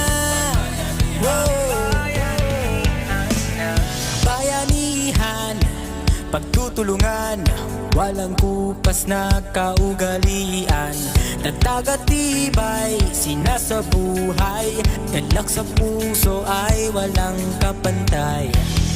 Panahon na naman ang bigada, pagbigkisin lakas at diwa. Tara na brigada na, brigada, eskwela, magkaisa sama-sama. Brigada, eskwela, salin na buong barkada. Brigada, eskwela, kilos na, magbayanihan na. Ikaw ako, tayong lahat, hawak kamay, sabay-sabay, kapit-bisig, buong bayan. Tara na, kumilos na. Tulong-tulong sa pagsulong, hatid na kalidad sa edukasyon, sa kabataan, saya at dunong, buong madla sabay na aahon. Panahon na naman ng brigada, pagbigisin lakas at diwa. Tara na brigada na, brigada, eskwela, magkaisa sama-sama. Brigada, eskwela, salit na buong barkada. Brigada, eskwela, kilos na, magbayanihan na. Brigada, eskwela, kilos na, magbayanihan na. Brigada, magbayanihan na. Sabay-sabayhan na. Katambalan ng pag-ahon, isang bansang puso ay pinag-iisa. Nang diing, lahat tayo'y uunlad at aangat. Hilyan tayo, kabrigada, diwa ng bayanihan, atin ang hanggang simula. Man ang mararating, mananatiling tayo ay magkasama.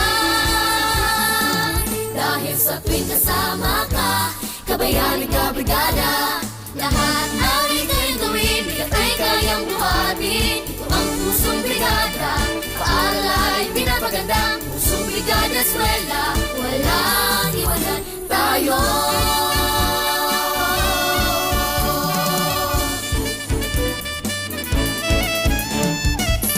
Paaralan, tinatawag na tahanan. Aalagaan, patuloy pagyamanin, kulay at tinig, panatilihin natin. Ito lang, Kapit lang, sama-sama, walang iwanan. mananatiling magkasangga. Langit ay kakampiling natin. Ano man ang mararating, mananatiling tayo ay magkasangga. Dahil sa tuwing kasama ka, kabayan at kabrigada, lahat ay kayang gawin, bigat ay kayang buhatin. Pusong Brigada Eskwela, walang iwanan tayo. Walang iwanan tayo.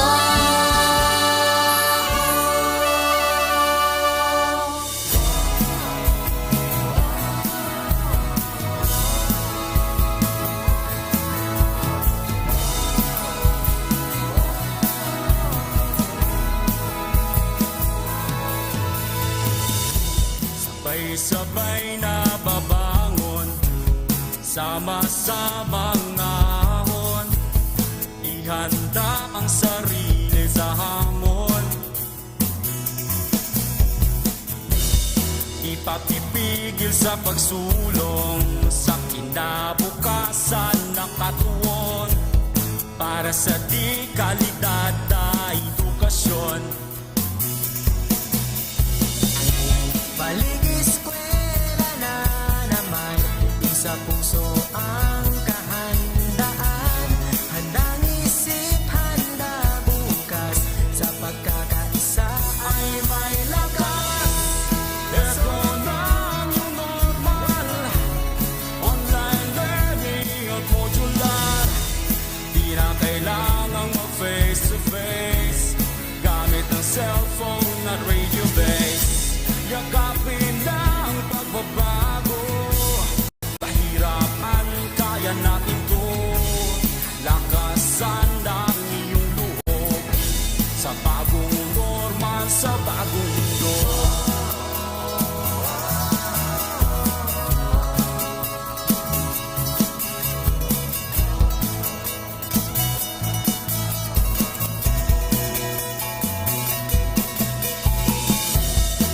Kristiyano at katutubo, isang hanggarin san patubo. Ipagpatuloy pag-aaral mo, tagumpay ay naghihintay sa'yo. Balik eskwela na naman, isa puso ang kahandaan. Handang isip, handa bukas, sa pagkakaisa ay may lakas. Ito na ang new normal, online learning at modular. Di na kailangang mag-face to face, gamit ng cellphone at radio base. Yakapin na ang pagbabago, pahirapan kaya natin to. Lakasan ang iyong loob, sa bagong normal, sa bagong Isang mundo. alang-alang natin ang ating kaligtasan, sa bawat oras at panahon, magpakailanman. Hangat palagi ng ating paaralan, ang matuto, gayon din maging ligtas ang kabataan. Tayo ay magkaisa, halina't sama-sama, kasali lahat, kasama lahat, para sa lahat. Pilipinas, maghanda ka na, balik eskwela na, tara. Tayong lahat, sabay-sabay, pagkakaisa ay may lakas. Ito na ang new normal, online learning at modular. Di na kailangang mag-face to face, gamit ng cellphone at radio base. Yakapin na ang pagbabago, pahirapan kaya natin to. Lakasan ang iyong loob, sa bagong normal, sa bagong mundo. Sa bagong normal, sa bagong mundo. Sa bagong normal, sa bagong mundo. Katambalan ng pag-ahon, isang bansang puso ay pinag-iisa. Nang diing, lahat tayo'y uunlad at aangat. Ganyan tayo, kabrigada, diwa ng bayanihan, atin ang hanggang simula. Man ang mararating, mananatiling tayo sa tuwing kasama ka, kabayan at kabrigada. Lahat ang ika'y gawin, bigat ay kayang buhatin. Ito ang pusong brigada, paaral ay pinapaganda. Pusong brigada eskwela, walang iwanan tayo.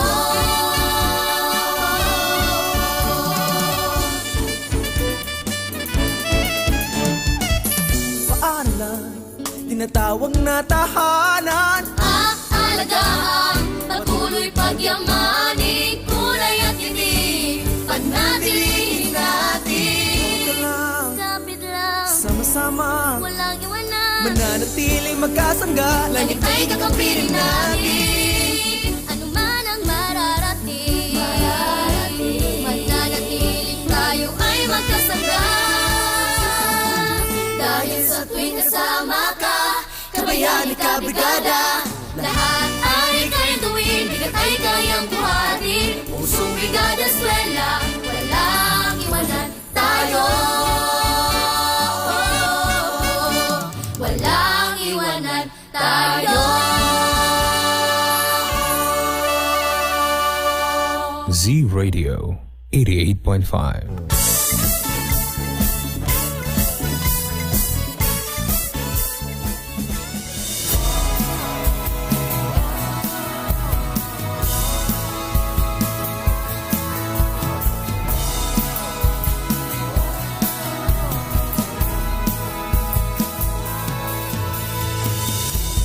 Sabay-sabay na babangon, sama-samang ahon. Ihanda ang sarili sa hamon. Ipapipigil sa pagsulong sa kinabukasan na katuon. Para sa di kalidad na edukasyon. Balik eskwela na naman, sa puso ang kahandaan. Handang isip, handa bukas, sa pagkakaisa ay may lakas. Ito na ang new normal, online learning at modular. Di na kailangang mag-face-to-face, gamit ang cellphone at radio base. Yakapin na ang pagbabago, pahirapan, kaya natin to. Lakasan ng iyong loob, sa bagong normal, sa bagong mundo.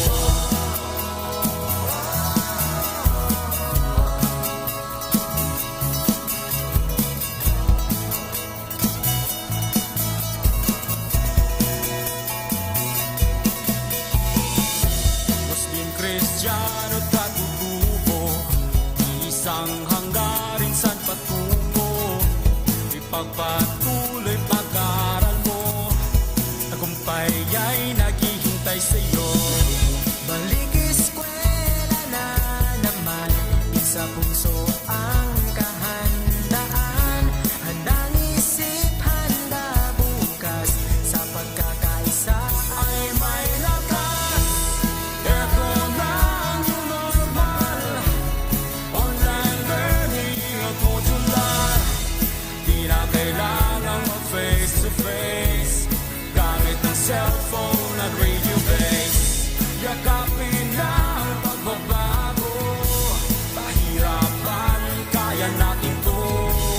Lakasan ng iyong loob, sa bagong normal, sa bagong Isang alang-alang natin ang ating kaligtasan, sa bawat oras at panahon, magpakailanman. Hangat palagi ng ating paaralan, ang matuto, gayon din maging ligtas ang kabataan. Tayo ay magkaisa, halina't sama-sama, kasali lahat, kasama lahat, para sa lahat. Pilipinas, maghanda ka na, balik eskwela na, tara. Tayong lahat sabay-sabay, pagkakaisa ay may lakas. Ito na ang new normal, online learning at modular. Di na kailangang mag-face-to-face, gamit ang cellphone at radio base. Yakapin na ang pagbabago, pahirapan, kaya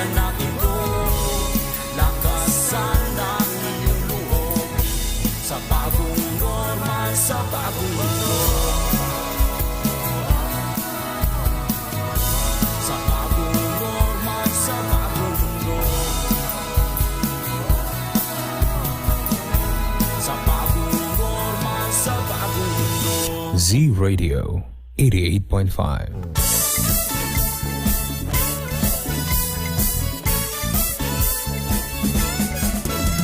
Check your time mga kazi. It's already 13 minutes past the hour of 12. Again, atong oras karon alas 12:13 na sa udto. And time check sa ka nato ni Vice Governor Maria Carmen Zamora.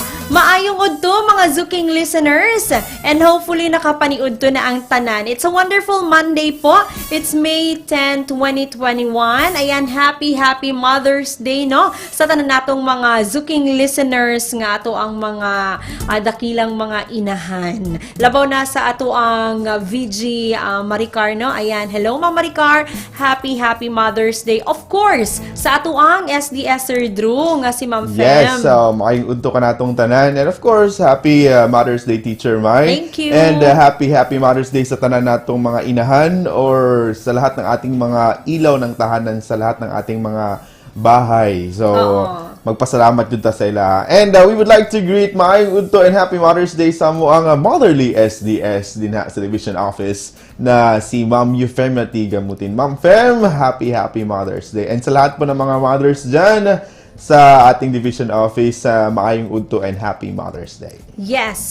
So, isa na naman pong panibagong episode po, ang ating pagsasamahan for today. At nasimula na po ni Sir Given and Teacher Nanay Lor ang ating programa. Kaya po, sa ating pagpapatuloy, kami po ang inyong makakasama. Ako po si Ma'am Maymay Resma. And I'm Sir Drew Manuel. Yes, so samahan niyo po kami hanggang alas 2 ng hapong ito para po sa ating programang Radyo Z-Eskwela. Siguradong masaya. Yes, masaya talaga. Right and only here po yan sa inyong paboritong radio station. Ang Z Radio 88.5, ang istasyong Siguradong Lingaw. Siguradong kuya. Ayan, Sir Drew, for the benefit of those nakaka-tune in lang, ano ba ang mga lesson presentations na tapos ng ma-presentin na Teacher Given and Teacher Nanay Lor kasama ang ating mga content presenters. That's right. And for today's first 2 hours, so we featured ibinigay natin ang English 9 na may topic na relevance and truthfulness of ideas in material viewed.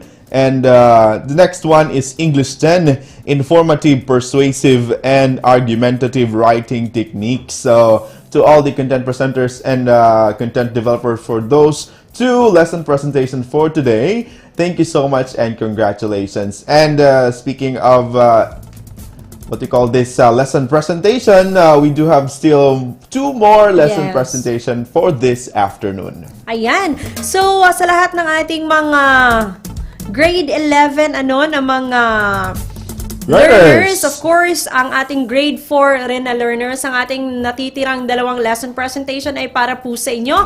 We have English 11 and EPP 4 po ang ating 2 lesson presentations na sabay-sabay nating matutunghayan sa hapong ito. That's right, Teacher Mai. And speaking of learners, we are inviting you to notify us with your attendance for today. Our attendance link for today is https://tinyurl.com/Radyo Z-Eskwela May 10, 2021. So that link po mga ka-Z-Eskwela, naka-flash yan sa ating FB screens at nakapin din sa ating comment box section sa ating different FB pages. And speaking of FB, Teacher Mai, aside sa ato ang on-air din sa atong paboritong istasyon na atay cross-line streaming gamit ang Facebook application. All you have to do is to like, to follow, and of course, subscribe our FB pages such as the Z Radio 88.5, DepEd Tayo Division of Davao de Oro, and the Radyo Z-Eskwela, DepEd Davao de Oro. Ug sa katong tulo na to ka FB pages, mamahimong ihatag ninyo yung mga komento, mga pangutana o rekomendasyon o suggestion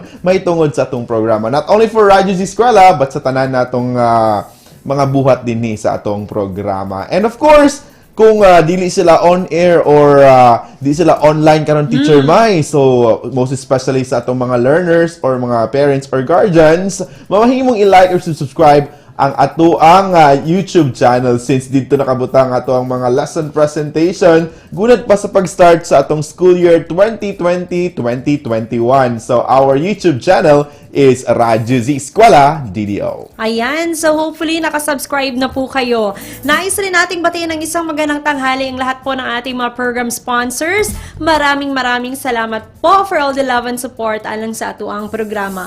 And yes, mga ka-Zero program isatid po sa atin ng DAPA Division of Davao de Oro in partnership with the Z-Radio 88.5. Ayan, alas 12:18 na po at ngayon magpapatuloy na tayo sa ating talakayang sa hapong ito. Yes, and we will kick off this afternoon session with English 11 na may topic na reading and writing, properties of well-written text. And we will be joined by the content presenter coming from Lorenzo Sarmiento Senior National High School, isang teacher too. And she is Crystal Joy M. Clamares, kasama ang kanyang creative resource material developer, isa ding teacher too from the said school. We have Sir Ernie T. Balestero. Ayan. Once again, alas 12:18 na po. Just stay tuned at sabay-sabay tayong matuto. Kaya naman po, tara na, magklase na ta!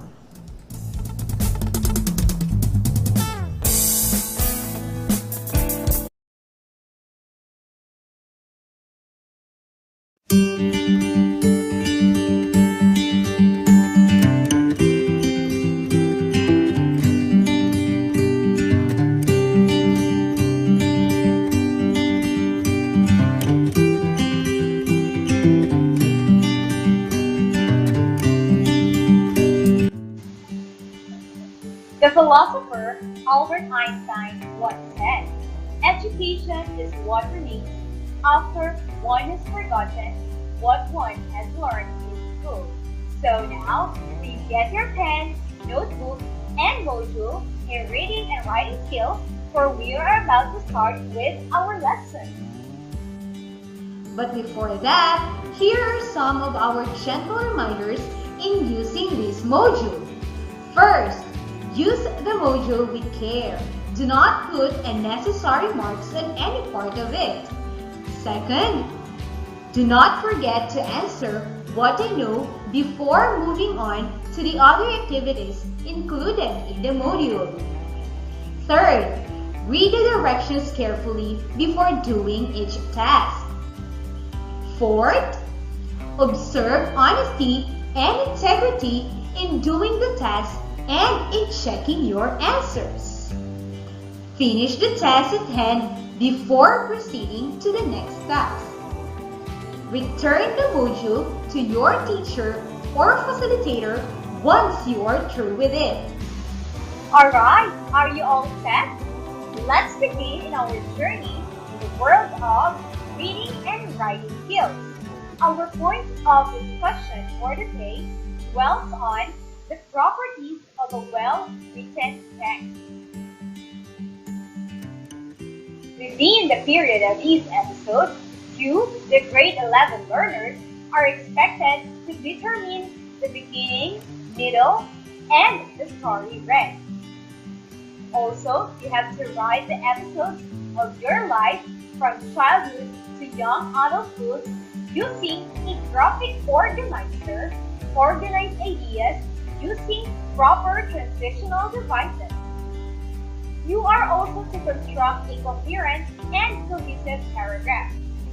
At the same time, to determine the essence of proper language used in a written text, evaluate a written text based on the appropriateness of language used. You are also to utilize writing prowess through practice skills in grammar, and the last objective is to use proper mechanics in writing, such as spelling, punctuation, capitalization, and paragraph development. Writing, just like speaking, is a form of expressing and communicating one's thoughts and ideas. When you speak clearly, other people can understand what you are saying. Likewise, when you write, you have to familiarize yourself with the properties of a well-written text, and that includes organization, coherence and cohesion, the language used, and mechanics. And these will serve as your compass in weaving your train of thoughts and connecting one idea to another. Alright, so our discussion for today, our dear learner, is divided into 4 properties, and that includes first, the organization, the coherence and cohesion. We have also the language used and the mechanics. Now, arranging our thoughts to deliver a purposeful message is essential in all forms of communication. This is clearly evident among written texts, which are supposed to be well organized, coherent, and cohesive, and using the proper language and mechanically used. It is important to organize and consider the different properties in writing text, and one of these is through organization. A well-organized piece of writing is not only clear, but also logical and aesthetic. So what is organization? According to the Young Gill in the year 2016, this is the existence of organizational markers and coherent flow of ideas that are typically the focus in evaluation of writing. We also have in writing a story or an essay, it is necessary for students like you to identify the sequence of events from the beginning to the end, because a strong organization comprises proper paragraphing and logical order of presentation of ideas. So in here that you can see right now, it is important to note that our timeline organizer includes the beginning, the middle, and the ending. Now, are you familiar with the Star Cinema 7 Sundays? This local movie features famous celebrities like Adam Mulak, Dingdong Dantes, Ricino Reyes, Ricky Hill, and Ronaldo Valdez. Now, inside the succeeding text boxes that we're seeing right now are the 3 different situations from the movie. Now, try to read and analyze each event to determine which comes first, next, and last. So now, let's try to have it. So how do you think are these scenes arranged in the movie? We have in here our answer. For the beginning, the widowed father of the Bonifacio family, Manuel, was diagnosed with lung cancer by the family's physician. What saddened Manuel was the doctor's prediction that he had only about 2 months, or roughly 7 weeks to live. Now, on our middle, we have when the 4 children learned about the bad news that their father was diagnosed with a lung cancer, they are at once decided to pay their father a visit by sleeping overnight under the roof. And at the ending, after his birthday, he snapped to noon, because no one among these children showed up, Tatay Manuel received a call from the family doctor telling him of the good news that he was not terminally ill. Very good. Alright, now let's proceed to the second most important element. It is what we call as the coherence or the cohesion. Now, without a solid structure in place, the content you have gathered would fall apart. Now, after sequencing the events in your paragraph, a group of related sentences that leads to a single topic or idea, it's now the time to get into unifying your writing. Now, in arranging the sentence in the first activity, we consider coherence or the connection of these succeeding sentences or the topic sentence. Now, meanwhile, in the second activity, we make use of the cohesive or transitional devices to link the first sentence to the second. Now, coherence and cohesion are 2 basic features that facilitate textual continuity. Basically, coherence refers to the rhetorical aspects of your writing. which include the developing and the supporting of your arguments. Like for example, the basis statement development, and also the synthesizing and integrating readings, organizing and clarifying statements. Now, in short, coherence means the connection and organization of ideas in a text to create unity. To achieve coherence, every good paragraph must have unity or oneness of idea. Sentences in a paragraph are unified and directed by a topic sentence. On the other hand, cohesion in writing means unifying ideas by binding words, phrases, sentences, and paragraphs, thus show relationships and smooth text flow. While coherence focuses on the overall or macro structure of the sentence, cohesion is more specific, so it pays attention to links between words and sentences.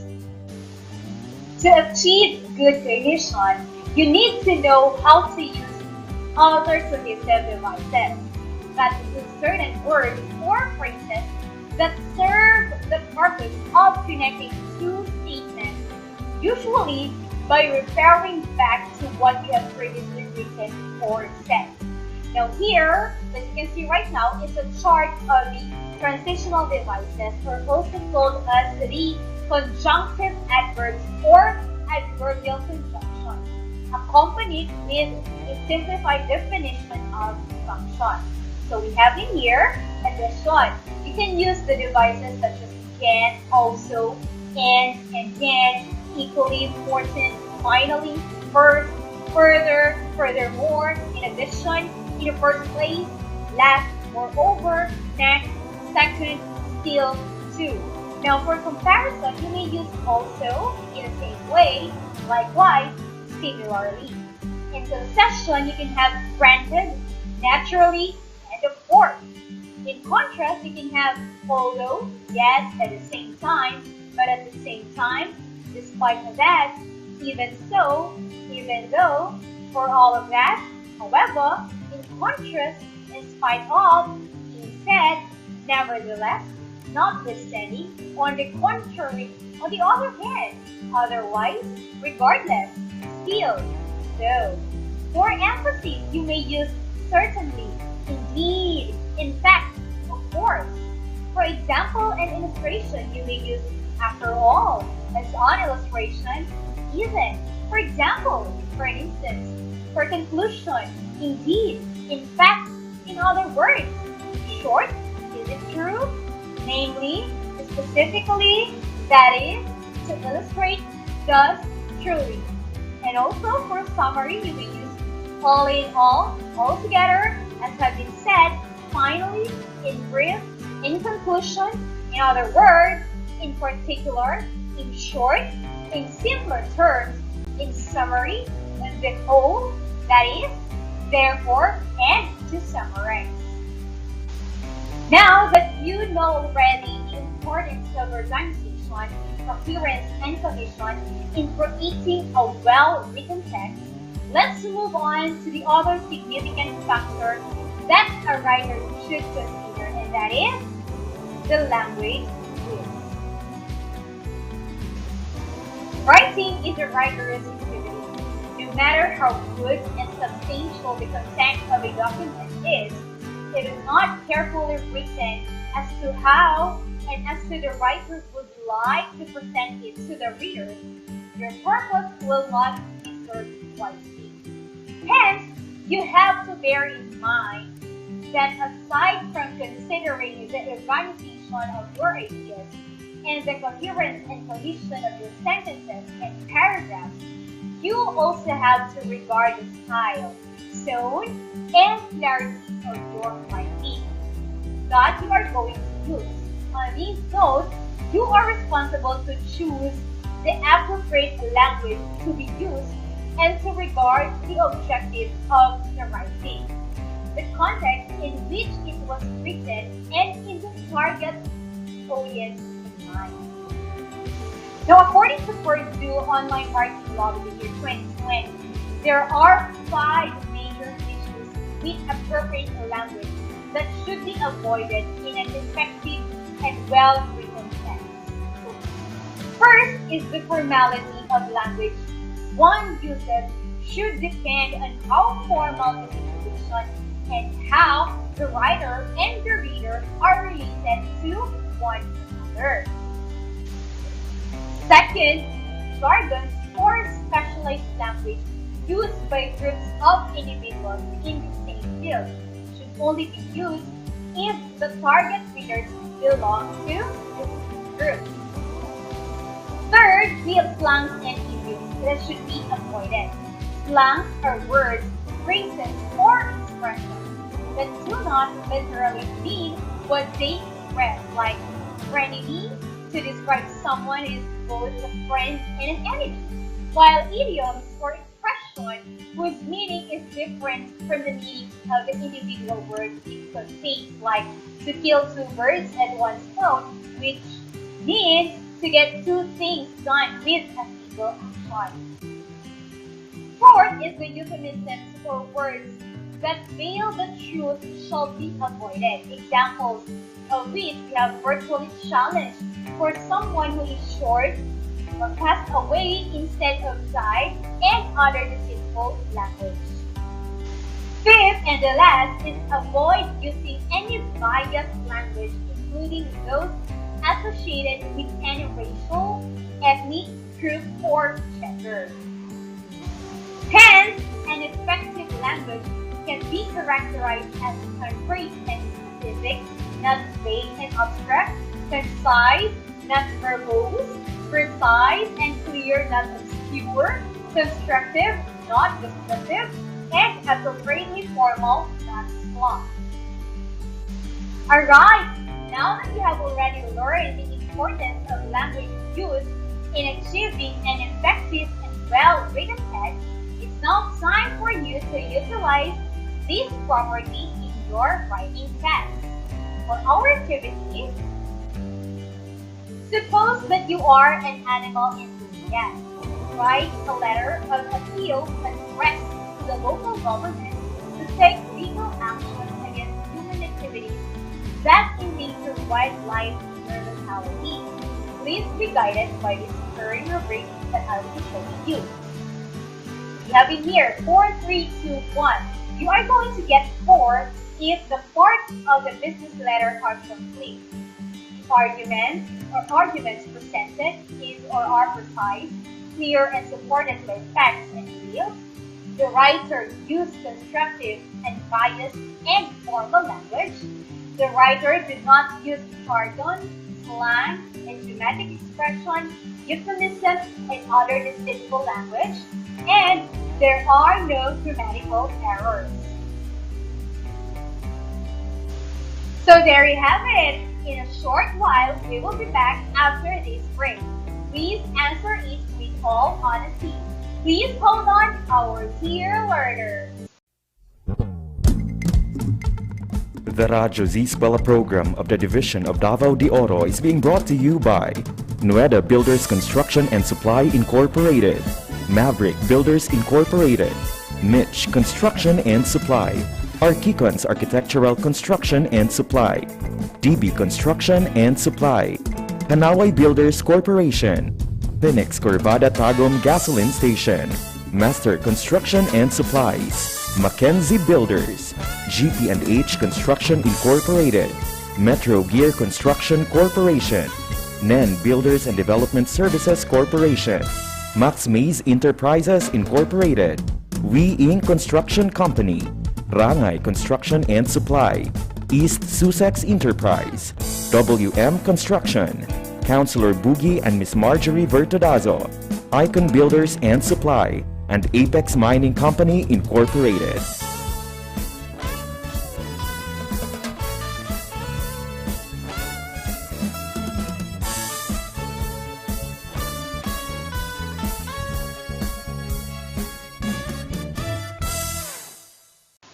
Hello, we're now back and you're still tuned to School on Air for Grade 11 English, Reading and and writing skills with the topic Properties of a Well-Written Text. A while ago, we discussed on the first three elements, which were organization, coherence and cohesion, and the language used. And during our break, you were tasked to do the writing activity. So please coordinate your subject teacher for the progress of your work. Now let us proceed. In this next lesson, you will utilize your writing prowess through practice skills in grammar. You are expected to learn the mechanics in writing, such as spelling, punctuation, capitalization, and paragraphs in explaining a position in an essay. So what is this? Now this is an example, as you can see from your screen right now. Now let us try to see what are the errors in this particular example. There you go. So were you able to identify and correct the errors? Do you think an employer will feel bad about receiving such letter from a job applicant or from an employee? Is it of utmost importance to adhere the proper grammar and apply appropriate text formatting? Well, if your answer in all of these are yes, then you agree that mechanics is another essential property of a well-written text. Good. So mechanics is essential in all types of writing because it describes the technical aspects of writing. It also serves as a road sign to guide learners like you on how to use words appropriately in terms of conventions such as spelling, punctuation, capitalization, and the others. Now, for example, it is apparent that the above example is quite difficult to read because of the lack of two important conventions that we have seen a while ago. That lack actually of punctuations and capitalizations. In addition, you cannot easily understand the message sent across each reader. So let's try to see this example. I can never forget my class last school year because they were so active and responsible in class. They always worked together well in doing their assignments, performing group and individual tasks, submitting their projects on time, keeping the classroom speak and stand. They are worth remembering for everything that they did inside and outside the campus. They always help one another. They seldom get themselves involved with anyone in the class. Now, if we put appropriate punctuation, it could be read in this way. Let us try the second example. My class is worth remembering. They were so active and responsible. They always worked together well in doing their assignments, performing group and individual tasks, submitting their projects on time, and keeping the classroom and stand. Everything that they did inside and outside the campus was worth remembering. They always helped one another. Also, they seldom got themselves in conflicts with anyone in class. Now, if you see here in the second example, the second paragraph is easier to read and understand because through applying the proper mechanics in writing, you can now facilitate better transfer of message in your written text. You will never be lost as long as you keep in mind and follow the basic rules of the subject and verb agreement, capitalization, punctuations, paragraphing, and even spelling. Alright, that ends our purposeful discussion. At this point, let us check what you have learned. Turn your module on pages 30 to 32 and answer the assessment. Let us read the directions first. Read carefully each item before choosing the letter of the best answer. Write the chosen letter on a separate sheet of a paper. Alright, so now please answer it, and after this break, we are going to check your answers. We'll see you later on, our dear learners. The Radyo Z-Eskwela program of the Division of Davao de Oro is being brought to you by Nueda Builders Construction and Supply Incorporated, Maverick Builders Incorporated, Mitch Construction and Supply, Archicons Architectural Construction and Supply, DB Construction and Supply, Hanaway Builders Corporation, Phoenix Corvada Tagum Gasoline Station, Master Construction and Supplies, Mackenzie Builders, GP&H Construction Incorporated, Metro Gear Construction Corporation, NEN Builders and Development Services Corporation, Max Mays Enterprises Incorporated, We Inc. Construction Company, Rangay Construction and Supply, East Sussex Enterprise, WM Construction, Councilor Boogie and Miss Marjorie Vertodazo, Icon Builders and Supply, and Apex Mining Company Incorporated.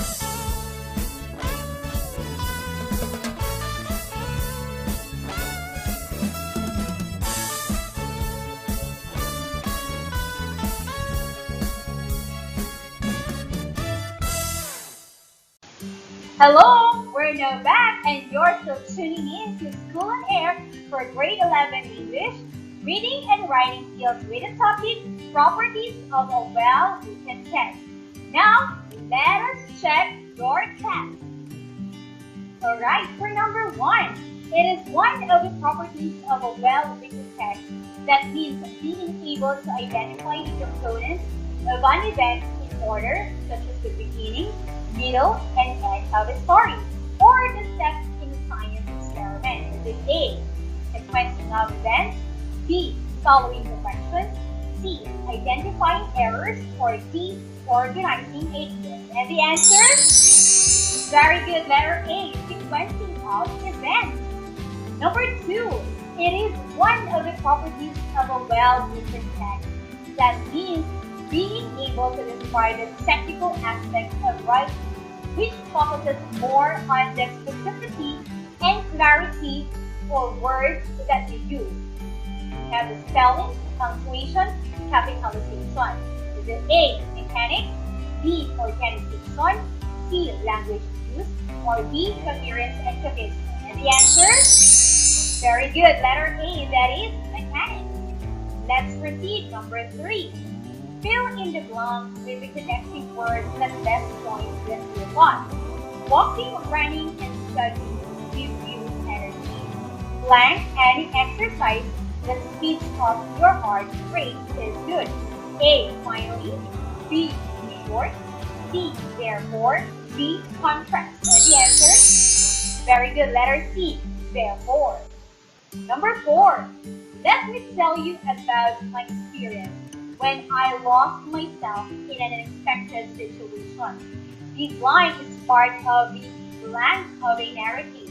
A, end, B, middle, C, beginning, D, conclusion. And the answer? Very good, letter C, beginning. Number 5, coherence applies to A, sentences, B, whole arguments, C, paragraphs, or D, all of the above. And the answer? Very good. C, paragraph. Number 6. What is cohesion? A, cohesion introduces new ideas in the text. B, it is a special type of argument used in writing. C, cohesion is a special type of glue that writers use to make ideas stick together. Or D, the way in which an author uses sentence structure to make the text more understandable to the reader. And the answer is very good, letter C. Cohesion is a special type of glue that writers use to make ideas stick together. Number 6, what is cohesion? A, cohesion introduces new ideas to the text. B, a special type of argument used in writing. C, cohesion is a special type of glue that writers use to make ideas stick together. Or D, the way in which an author uses sentence structure to make the text more understandable to the reader. And the answer? Very good, that's letter D. For number 7, these are certain words or phrases that serve the purpose of connecting two statements.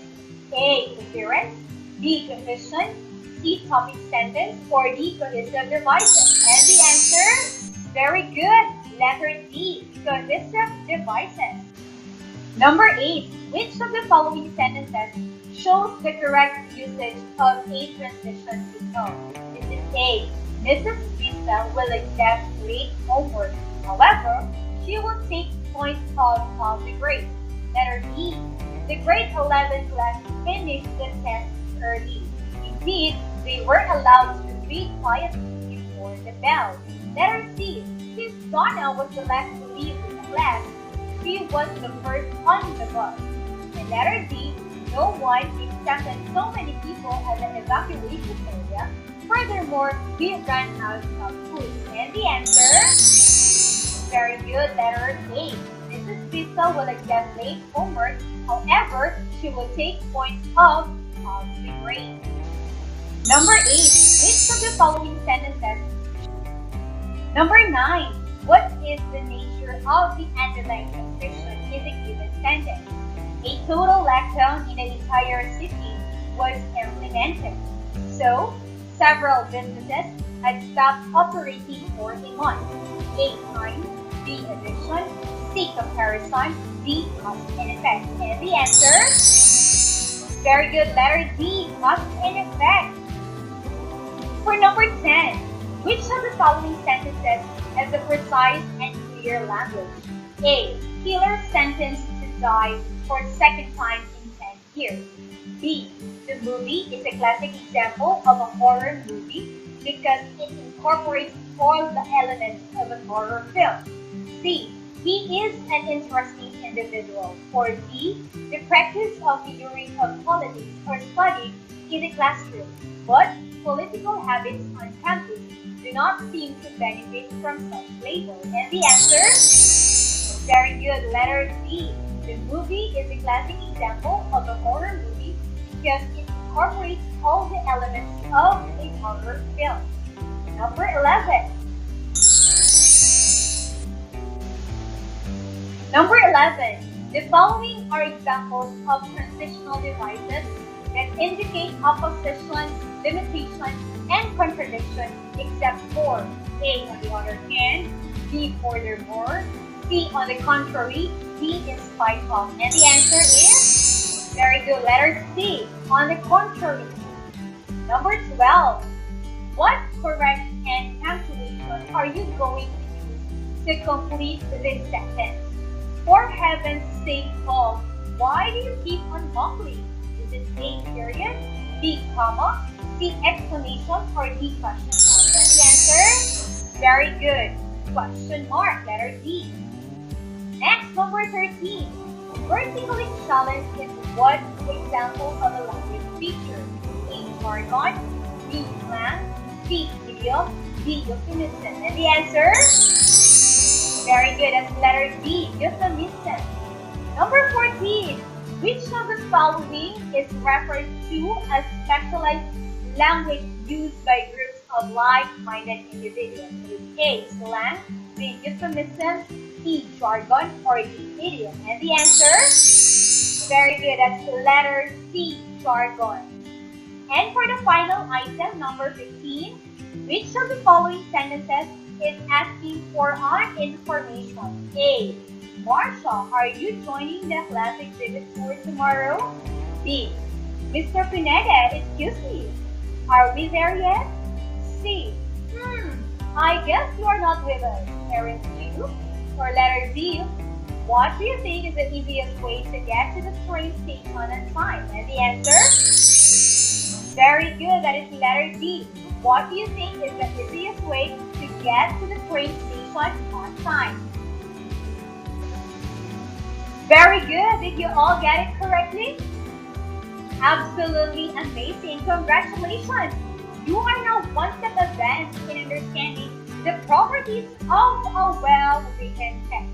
And there are a lot of more meaningful tasks and activities in the module. Kindly ask your subject teacher for the assistance and for further clarification. Now always remember that let grammar, punctuation, and spelling into your life. Even the most energetic and wonderful mess has to turn into success. This is indeed a fun learning and significant experience for all of us as we have evolved in our subject, reading and writing skills with these 8 lessons. Hence, we are much blessed to continue in inspiring for quality education despite the most challenging times.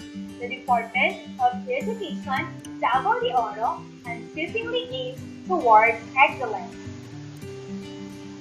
And of course, before I leave, I am once again your teacher, Ms. Krista Joy Ambramares, saying to you God's word in Proverbs 18 verse 15, that an intelligent heart acquires knowledge, and the ear of the wise takes knowledge. Thank you so much for listening and for participating, our dear students. To God be all the glory.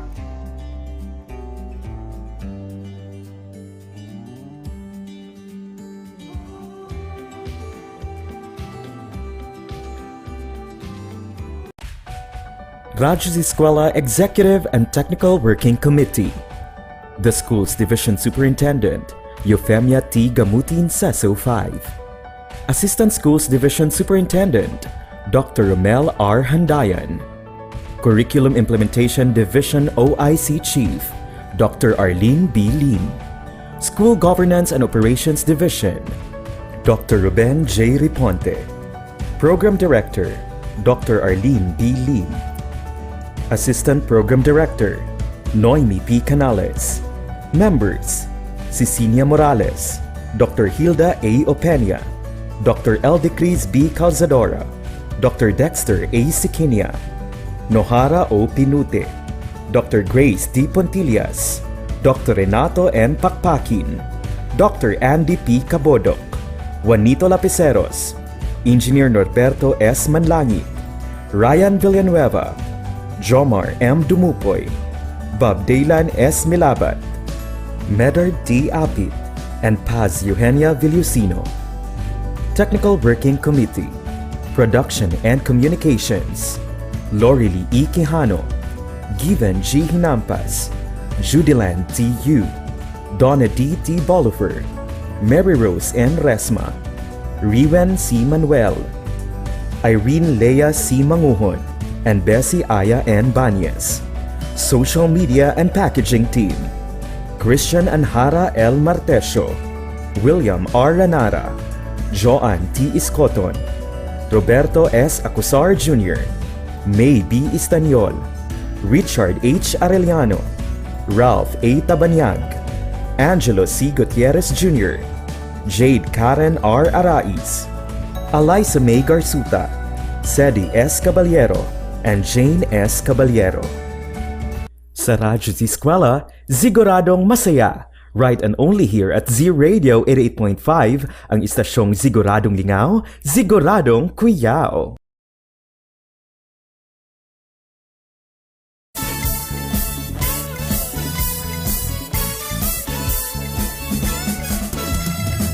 Oras na to karon mga kazi, it's already 12:56 na sa hapon. Again, 12:56 na, alas 12:56 na itong oras karon.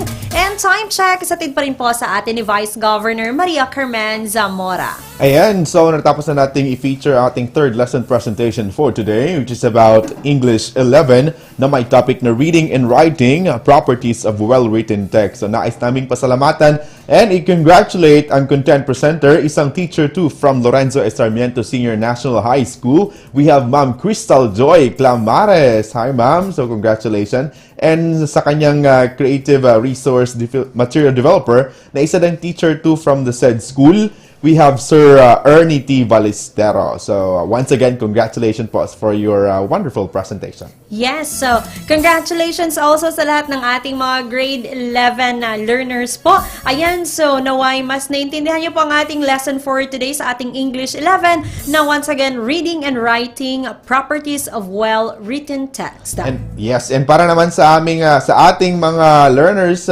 grade 11, at the same time grade 9, 10 at saka grade 4, before to kindly notify us with your attendance for today. And our attendance link ay naka-flash yan sa ating mga FB screens at nakapin din sa ating mga different FB pages. And speaking of learners, I guess they are participating through commenting in our FB pages, mga ka-Z-Eskwela, Teacher Mai, kasi mga estudyante siguro ni Teacher Crystal. So, atong itimbaya, we have students of Lorenzo Sarmiento Senior National High School, RJ Ariete, Cheska Joyce Cabanting, Joshua Sarahena, Errol Magsanay, Carl Ivan Manigos, Joyce Teodosio, Jandel Vargas, J. Marie Bagatnan, Nor Sally, Juliana Jane Dabalos Kiambao, Ellen Tihamo, Gorgia May Bautista, and Carl Nasayaw. And para naman sa inyong mga classmates, so kindly tell them to fill out the notification link or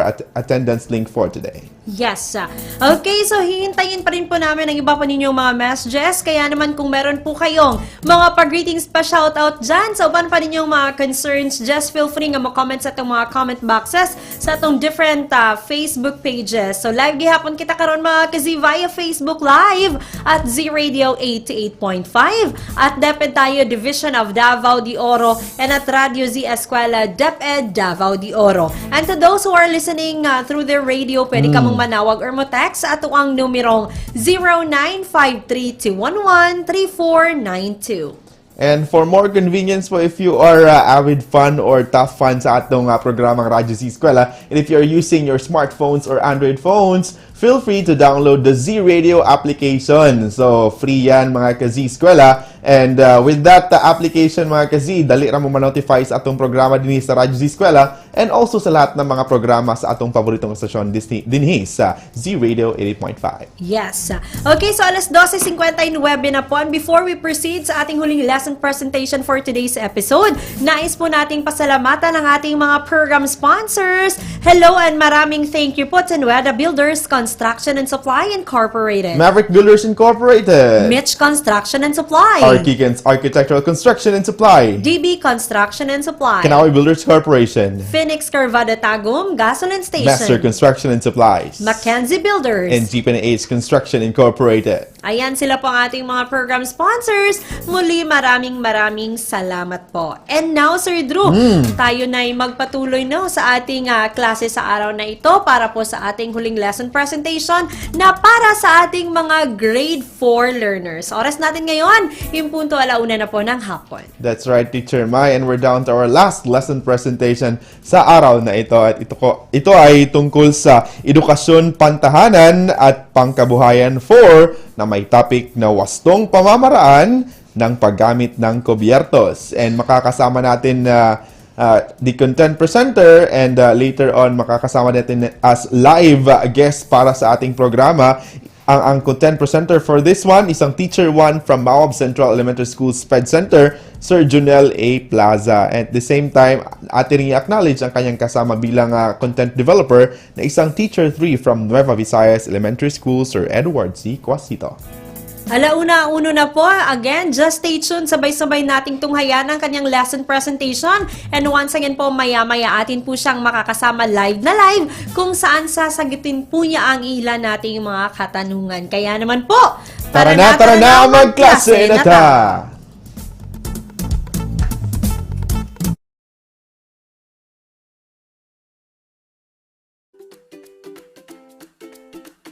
Magandang araw po sa ating lahat at sa lahat ng mga suking tagapakinig, lalong-lalo na sa ating mag-aaral sa ika-4 na baitan ng Sangay ng Davao de Oro. Nandito po tayo ngayon sa Z Radio 88.5, Siguradong Lingaw, Siguradong Kuyaw. 45 minuto tayo magsasama sa aling edukasyong pangtahanan at pangkabuhayan 4. Ako po ang inyong gurong panghimpapawid, Sir Junel A. Plaza, para sa araw na ito. Sa ating mga masiyahin at aktibong mag-aaral sa ika-4 na baitan, tayo ay nasa quarter 3, module 7, na ang pamantayan sa pagkatuto ay naipapakita wastong paraan ng paggamit ng kubyertos na nababatay sa Most Essential Learning Competency Code EPP4 HA 1-0I-14. Sa araw na ito, tatalakayin natin ang paksang wastong pamamaraan ng paggamit ng kubyertos. Na ang layunin ay na ipapakita ang wastong paraan ng paggamit ng kubyertos gaya ng kutsara at tinidor. Napapahalagahan ang mga wastong asal sa hapagkainan at naisasagawa ng buong puso ang gawain. Ang masayang mag-anak ay makikitang sama-samang kumakain sa hapagkainan. Ang wastong pag-aayos, paghahanda at paggamit ng kubyertos sa hapagkainan ay dapat matutunan at maisagawa ng batang katulad ninyo. Ito ay makakatulong upang maging kaaya-aya ang paghahain ng pagkain at kagagana ng bawat miyembro ng pamilya. Bukod dito, talagang napakahalagang matutunan ang mga ito dahil dito natin maihasa ang ating kasanayan at kaalaman kung paano natin gagamitin ang mga kubyertos sa wasto at tamang pamamaraan. Mga bata, kumusta na kayong lahat? Sa araw na ito ay inaasahan na marami kayong matutunan. Lagi nating pakakatandaan na maging ligtas po tayo sa sitwasyong ating hinaharap ngayon. Okay ba sa inyo mga bata? Humanap ng magandang pwesto kung saan kayo komportable. Sa inyong pakikinig, ihanda inyong module 7, ballpen at kwaderno. Handa na ba kayo makinig mga bata? Halina't makinig at matuto. Ngayon mga bata, ating balikan ang ating nakaraang leksyon. Natatandaan niyo pa ba ang dati nating aralin? Magaling! Ang nakaraang leksyon natin ay tungkol sa paghahanda ng masustansyang pagkain. Ngayon, makinig at basahin mabuti ang mga tanong. Isulat ang tamang sagot sapat lang bago ang bilang. Bilang 1. Ano ang dapat mong gawin upang ikaw ay manatiling malusog? A. Kumain ng 2 beses sa isang araw. B. Siguraduhin ang pagkain ng balanse at masustansya. C. Kumain sa mga lugar na marurumi. D. Kumain lamang kung ano ang nais kainin.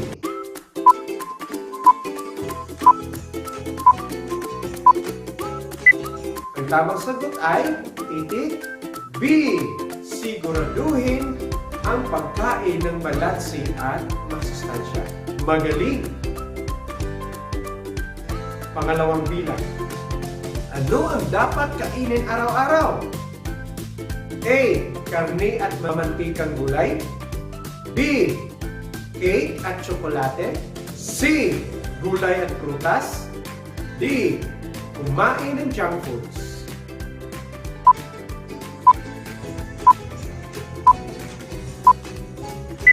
Ang tamang sagot ay titik C. Gulay at prutas. Mahusay! Pangatlo, bakit hindi dapat kumain ng junk foods? A. Dahil masustansya ito. B. Dahil ito ay may chemical. C. Dahil ito ay mahal. D. Dahil ito ay para sa matatanda lamang.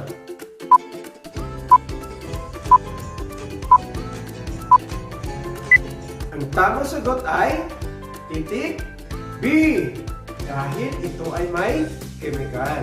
Magaling! Pang-apat na tanong.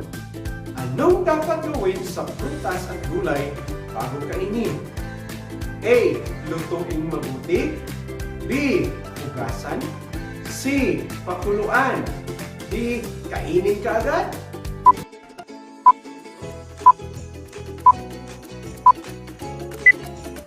Ang tamang sagot ay B. Dapat ay hugasan. Mahusay. Panglimang tanong. Bakit kailangang maghanda ng pagkain ng lingguhan? A. Upang maging matalino. B. Upang mapasarap ito. C. Upang makatipid. D. Upang maging malusog.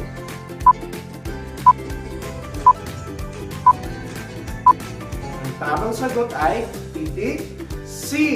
Upang makatipid. Magaling. Talagang naintindihan niyo mga bata ang ating nakaraang aralin. Magaling. Okay, mga bata, sino sa inyo ang mahilig maghahanda at mag-aayos ng mga kubyertos sa pagkainan bago kumain? Magaling! Kayo ba'y sabay-sabay kumain sa pagkainan kasama ang buong pamilya?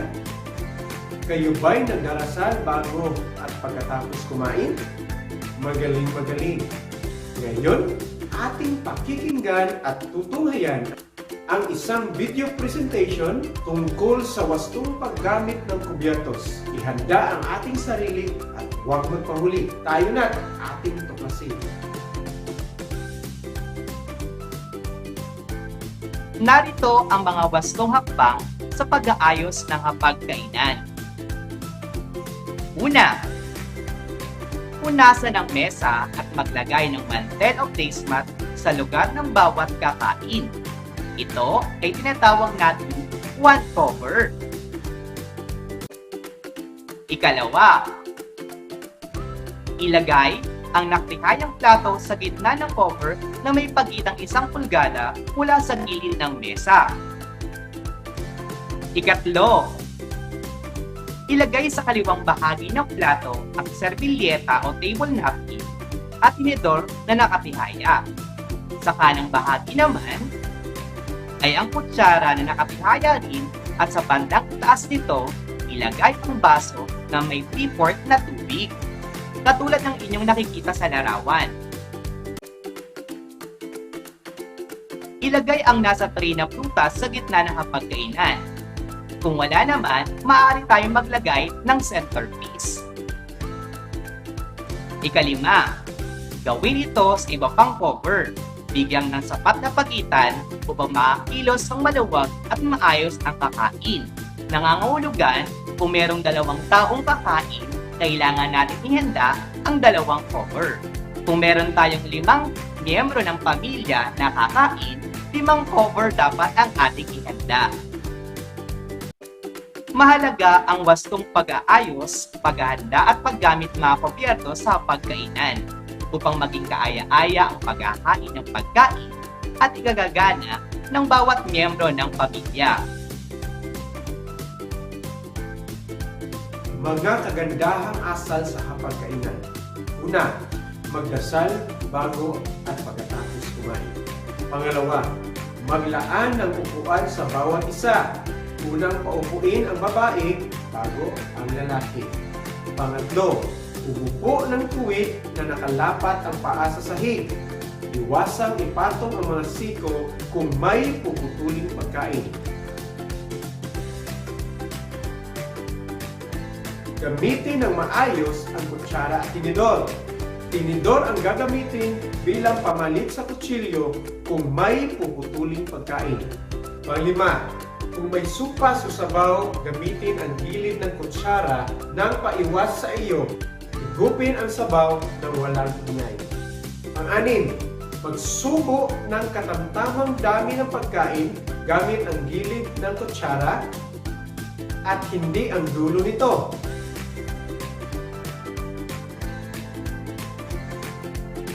Ito, makisuyo sa kapamilya o kaibigan na malapit sa pagkain malayo sa iyo na gusto mong kainin. Maging magalang at ibigay ang atensyon sa iba pang kasamang kumakain. Magalang na tanggihan ang pagkain hindi gusto. Pansiyang, iwasang hipan ang pagkain kung ito ay mainit pa. Sa halip, ito ay hayaang lumamig ng kusa. Pangsampo, huwag magsalita kung puno o may pagkain ang bibig. 11, magkwento ng masayang bagay. Iwasan ang paksang ukol sa patay, sakit o kalamidad, sapagkat ito ay nakakawala ng gana sa pagkain. 12, Iwanang ubos ang pagkain sa plato at ilagay ng pahalang ang kutsara at tinidor sa pinggan.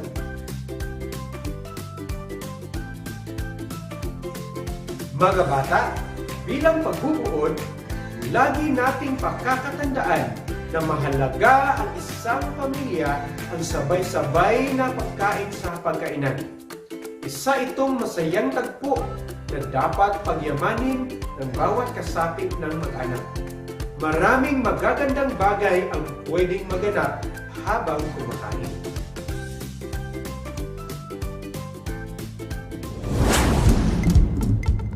The Radyo Z-Eskwela program of the Division of Davao de Oro is being brought to you by Nueda Builders Construction and Supply Incorporated, Maverick Builders Incorporated, Mitch Construction and Supply, Archicons Architectural Construction and Supply, DB Construction and Supply, Hanaway Builders Corporation, Phoenix Corvada Tagum Gasoline Station, Master Construction and Supplies, Mackenzie Builders, GP&H Construction Incorporated, Metro Gear Construction Corporation, NEN Builders and Development Services Corporation, Max Mays Enterprises Incorporated, We Inc. Construction Company, Rangay Construction and Supply, East Sussex Enterprise, WM Construction, Councilor Boogie and Miss Marjorie Vertodazo, Icon Builders and Supply, and Apex Mining Company Incorporated.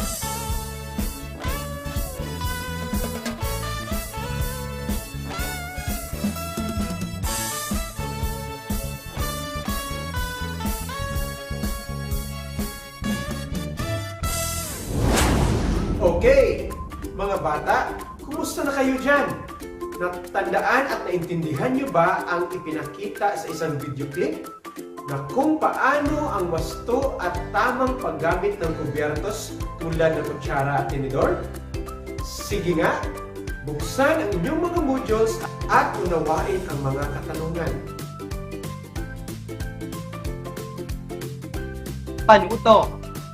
I-like ang pangungusap kung ito ay nagsasabi ng tamang pag-aayos ng pagkainan o kagandang asal. At gamitin naman ang sad button kung ito ay mali. Unang bilang. Punasan ang mesa at maglagay ng mantel o placemat sa lugar ng bawat taong kakain. Like or sad? 5 segundo ang ibibigay ko para sa inyo. Kung ang inyong sagot ay like, ikaw ay tama. Number 2. Ilagay ang nakataob na plato sa gitna ng cover. Like or sad?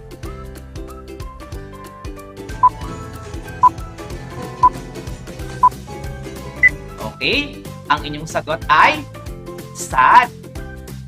Hindi dapat nilagay ang plato na nakataob, kundi dapat ito ay ilagay ng nakatihaya. Number 3. Bigyan ng sapat na pagitan ang bawat cover upang makakilos ng malawag at maayos ang mga kakain. Like or sad? Ayan, nakikita ko na maraming sumasagot. Ang tamang sagot ay like. Number 4. Magkwento ukol sa hindi magandang pangyayari habang kumakain. Like or sad?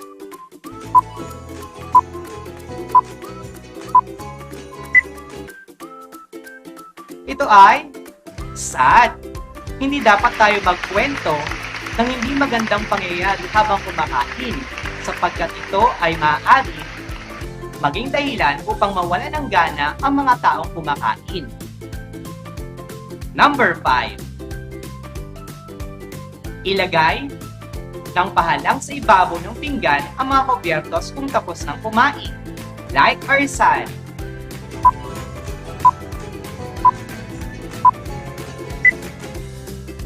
Ang sagot ay like. Pang-anim. Magsalita ng walang pagkain sa bibig. Like or sad?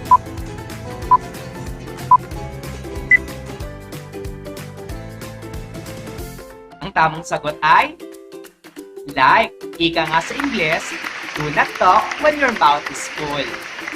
Number 7. Hayaang lumamig ang pagkain bago isubo. Like or sad?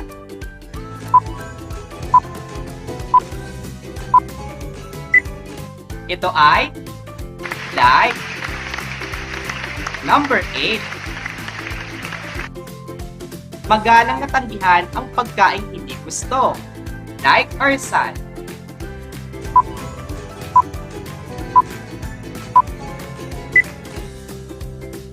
Ito ay like. Number 9. Maaaring gawing pamalit ang tinidor sa kutsilyo sa pagpuputol ng pagkain. Like or sad?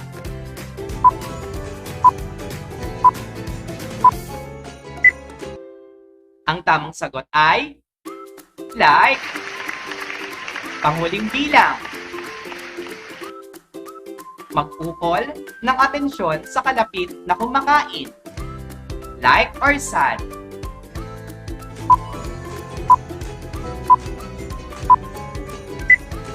Ito ay like.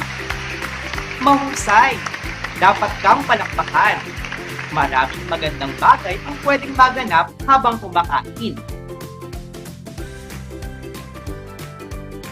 Sadyang napakahalagang malaman ang wastong pag-aayos, paghahanda at paggamit ng kubyertos sa hapagkainan. Ano-ano pa ba ang dapat nating matutunan? Upang mas lalo pa nating mapaunlad ang ating mga kasanayan at kaalaman.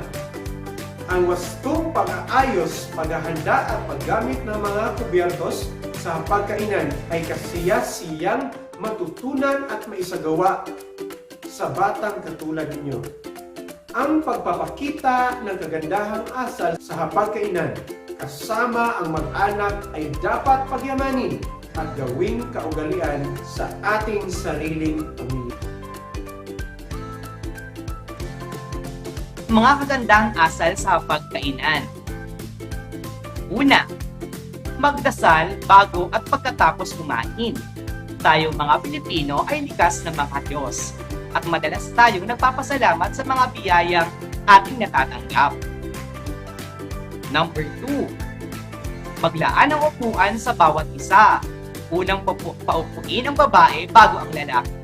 Sabi nga, di ba, ladies first? Dahil likas sa ating mga Pinoy, ang pagiging magalang. Number 3, umupo ng tuwid na nakalapat ang paa sa sahig. Iwasang ipatong ang mga siko sa ibabaw ng mesa. Gayun din, huwag din ilagay sa ibabaw ng upuan ang inyong mga paa o itungtong ang mga ito sa inyong upuan. Number 4, gamitin ng maayos ang kutsara at tinidor. Tinidor ang gamitin bilang pamalit sa kutsilyo kung may puputuling pagkain. Number 5, kung may sopas o sabaw, gamitin ang gilid ng kutsara paiwas sa iyo at higupin ang sabaw nang walang ingay. Number 6, magsubo ng katamtamang dami ng pagkain gamit ang gilid ng kutsara at hindi ang dulo nito. Huwag masyadong punuin ang kutsara sapagkat maaari itong tumapon habang kayo ay kumakain. Number 7, ipakisuyo ang pagkaing malayo sa iyo sa kasamahang malapit dito kung gusto mo kung gusto mong kumuha nito. Number 8, maging magalang at magbigay ng atensyon sa iba pang kasamang kumakain. Magalang na tanggihan ang mga pagkaing hindi mo gusto. Pang-siyam, iwasang hipan ang pagkain kung ito ay mainit pa, sa halip ito ay hayaang kusang maalis ang init. Pang-10, huwag magsasalita kung puno o may pagkain ang bibig. Pang-11, magkwento ng masayang bagay. Iwasan ang paksapukol sa patay, sakit o kalamidad sapagkat ito ay nakawawala ng gana sa pagkain. At pang-huli, Iwanang ubos ang pagkain sa plato at ilagay ng pahalang ang kutsara at tinidor sa pinggan.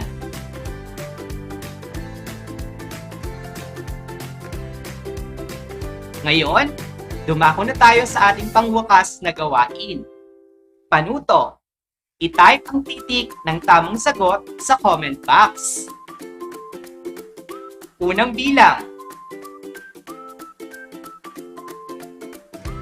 Bakit mahalaga ang wastong pag-aayos, paghahanda at paggamit ng mga kubyerto sa pagkainan? 2 beses ko lamang babasahin ang tanong, saka maaari nyo nang i-type ang inyong sagot sa ating comment box. Muli, bakit mahalaga ang wastong pag-aayos, paghahanda at paggamit ng mga kubyerto sa pagkainan? A. Upang may pagmalaki sa mga kaibigan na alam mo ang tamang pag-aayos sa mga kubyertos. B. Upang maging kaaya-aya ang pagkakain ng pagkain at ikagagana ng bawat miyembro ng pamilya. C. Upang inggitin ang mga kakilala. Or D. Upang maging masarap ang pagkain.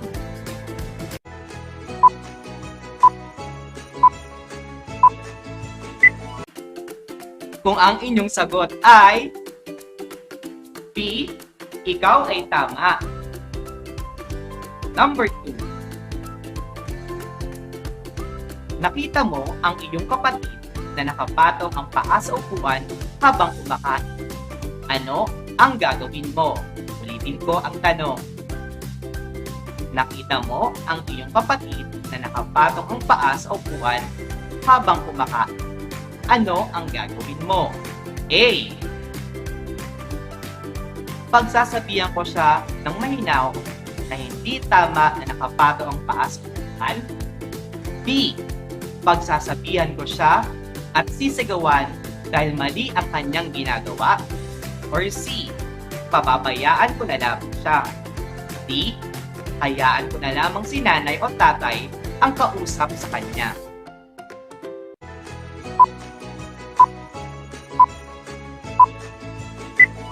Kung ang inyong sagot ay A. Ikaw ay tama. Dapat mo itong pagsabihan ng mahinahon. Susunod na bilang. Napansin mo na ang iyong tiya ay nagkukwento ng isang pangyayari tungkol sa aksidente habang kayo ay kumakain. Tama ba ito? O bakit?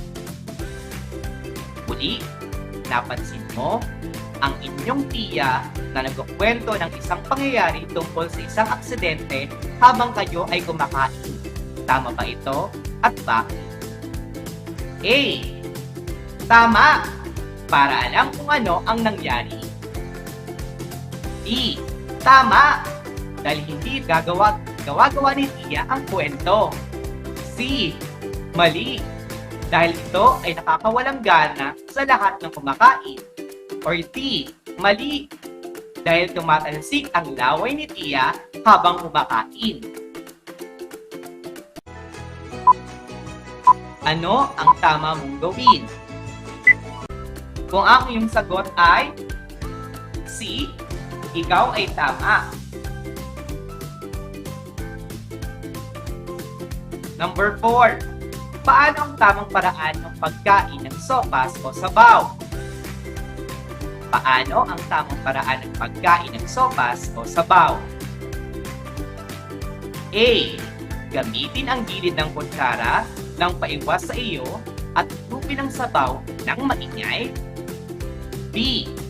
Gamitin ang harap ng kutsara ng paiwas sa iyo at tupin ang sabaw ng maingay. C. Gamitin ang harap ng kutsara ng paiwas sa iyo at higupin ang sabaw ng walang ingay. Or D. Gamitin ang gilid ng kutsara ng paiwas sa iyo at higupin ang sabaw ng walang ingay.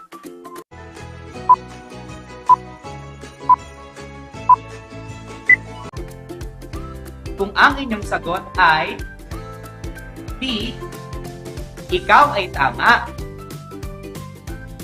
Susunod na bilang. Gaano kahalaga ang pagpapanatili ng kagandahang asal habang nasa hapagkainan? Uli, gaano kahalaga ang pagpapanatili ng kagandahang asal habang nasa hapagkainan? A. Mahalaga ito dahil ipinapakita dito gaano ka kadisiplinado bilang isang bata. B. Mahalaga ito para hindi mapahiya ang aking mga magulang kapag napunta ako sa isang bahay. Or C. Mahalaga dahil nakasalalay dito ang aking kinabukasan. Or D. Mahalaga ito pero wala akong pakialam sa sasabihin ng iba.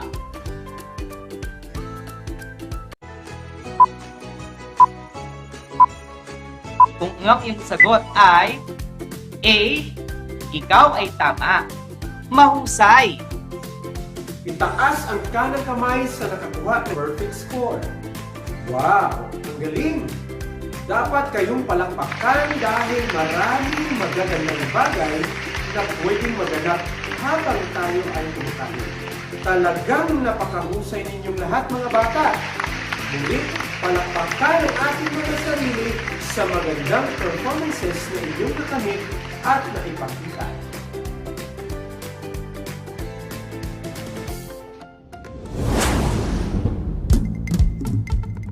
The Radyo Z-Eskwela program of the Division of Davao de Oro is being brought to you by Nueda Builders Construction and Supply Incorporated, Maverick Builders Incorporated, Mitch Construction and Supply, Archicons Architectural Construction and Supply, DB Construction and Supply, Hanaway Builders Corporation, Phoenix Corvada Tagum Gasoline Station, Master Construction and Supplies, Mackenzie Builders, GP&H Construction Incorporated, Metro Gear Construction Corporation, NEN Builders and Development Services Corporation, Max Mays Enterprises Incorporated, We Inc. Construction Company, Rangay Construction and Supply, East Sussex Enterprise, WM Construction, Councilor Boogie and Miss Marjorie Vertodazo, Icon Builders and Supply, and Apex Mining Company Incorporated.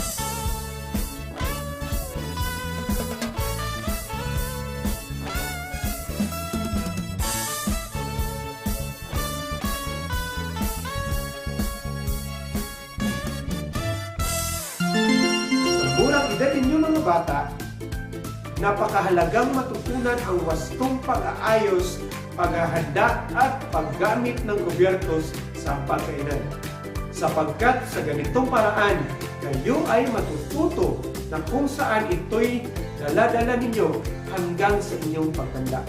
At hindi kailangan ang ating mga magulang ang siyang gagawa sa mga gawaing bahay katulad na lang nitong pag-aayos at paghahanda ng gobyernos sa pagkainan.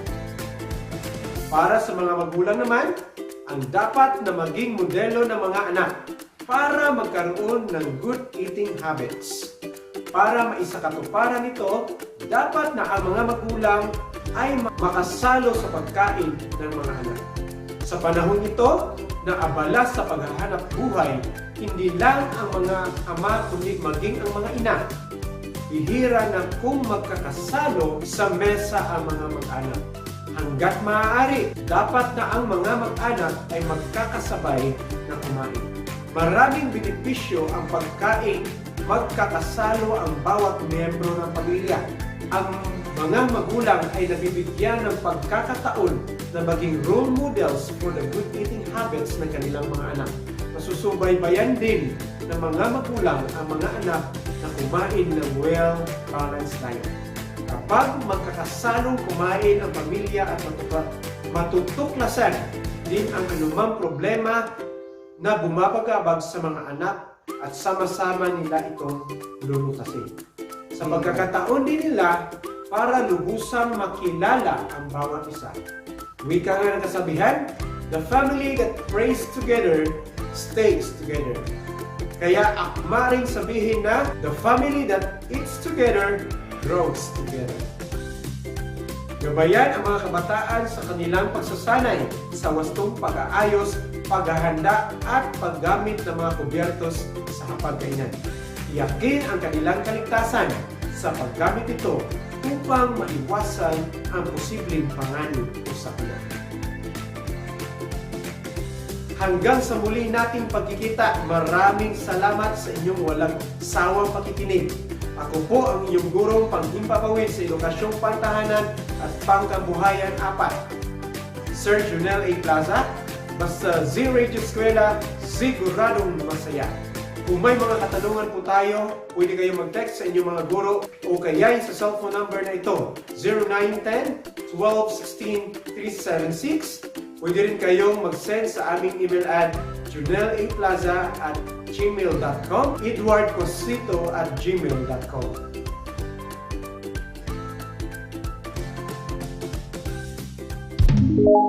Radyo Z-Eskwela Executive and Technical Working Committee.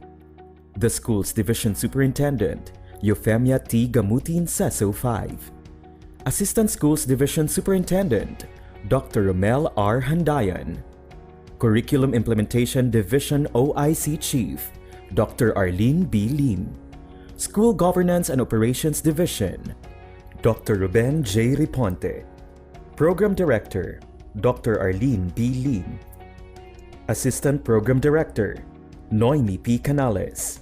Members, Cecilia Morales, Dr. Hilda A. Opeña, Dr. Eldecris B. Calzadora, Dr. Dexter A. Sikinia, Nohara O. Pinute, Dr. Grace D. Pontillas, Dr. Renato N. Pakpakin, Dr. Andy P. Cabodok, Juanito Lapiceros, Engineer Norberto S. Manlangit, Ryan Villanueva, Jomar M. Dumupoy, Bob Daylan S. Milabat, Medard D. Apit, and Paz Eugenia Villusino.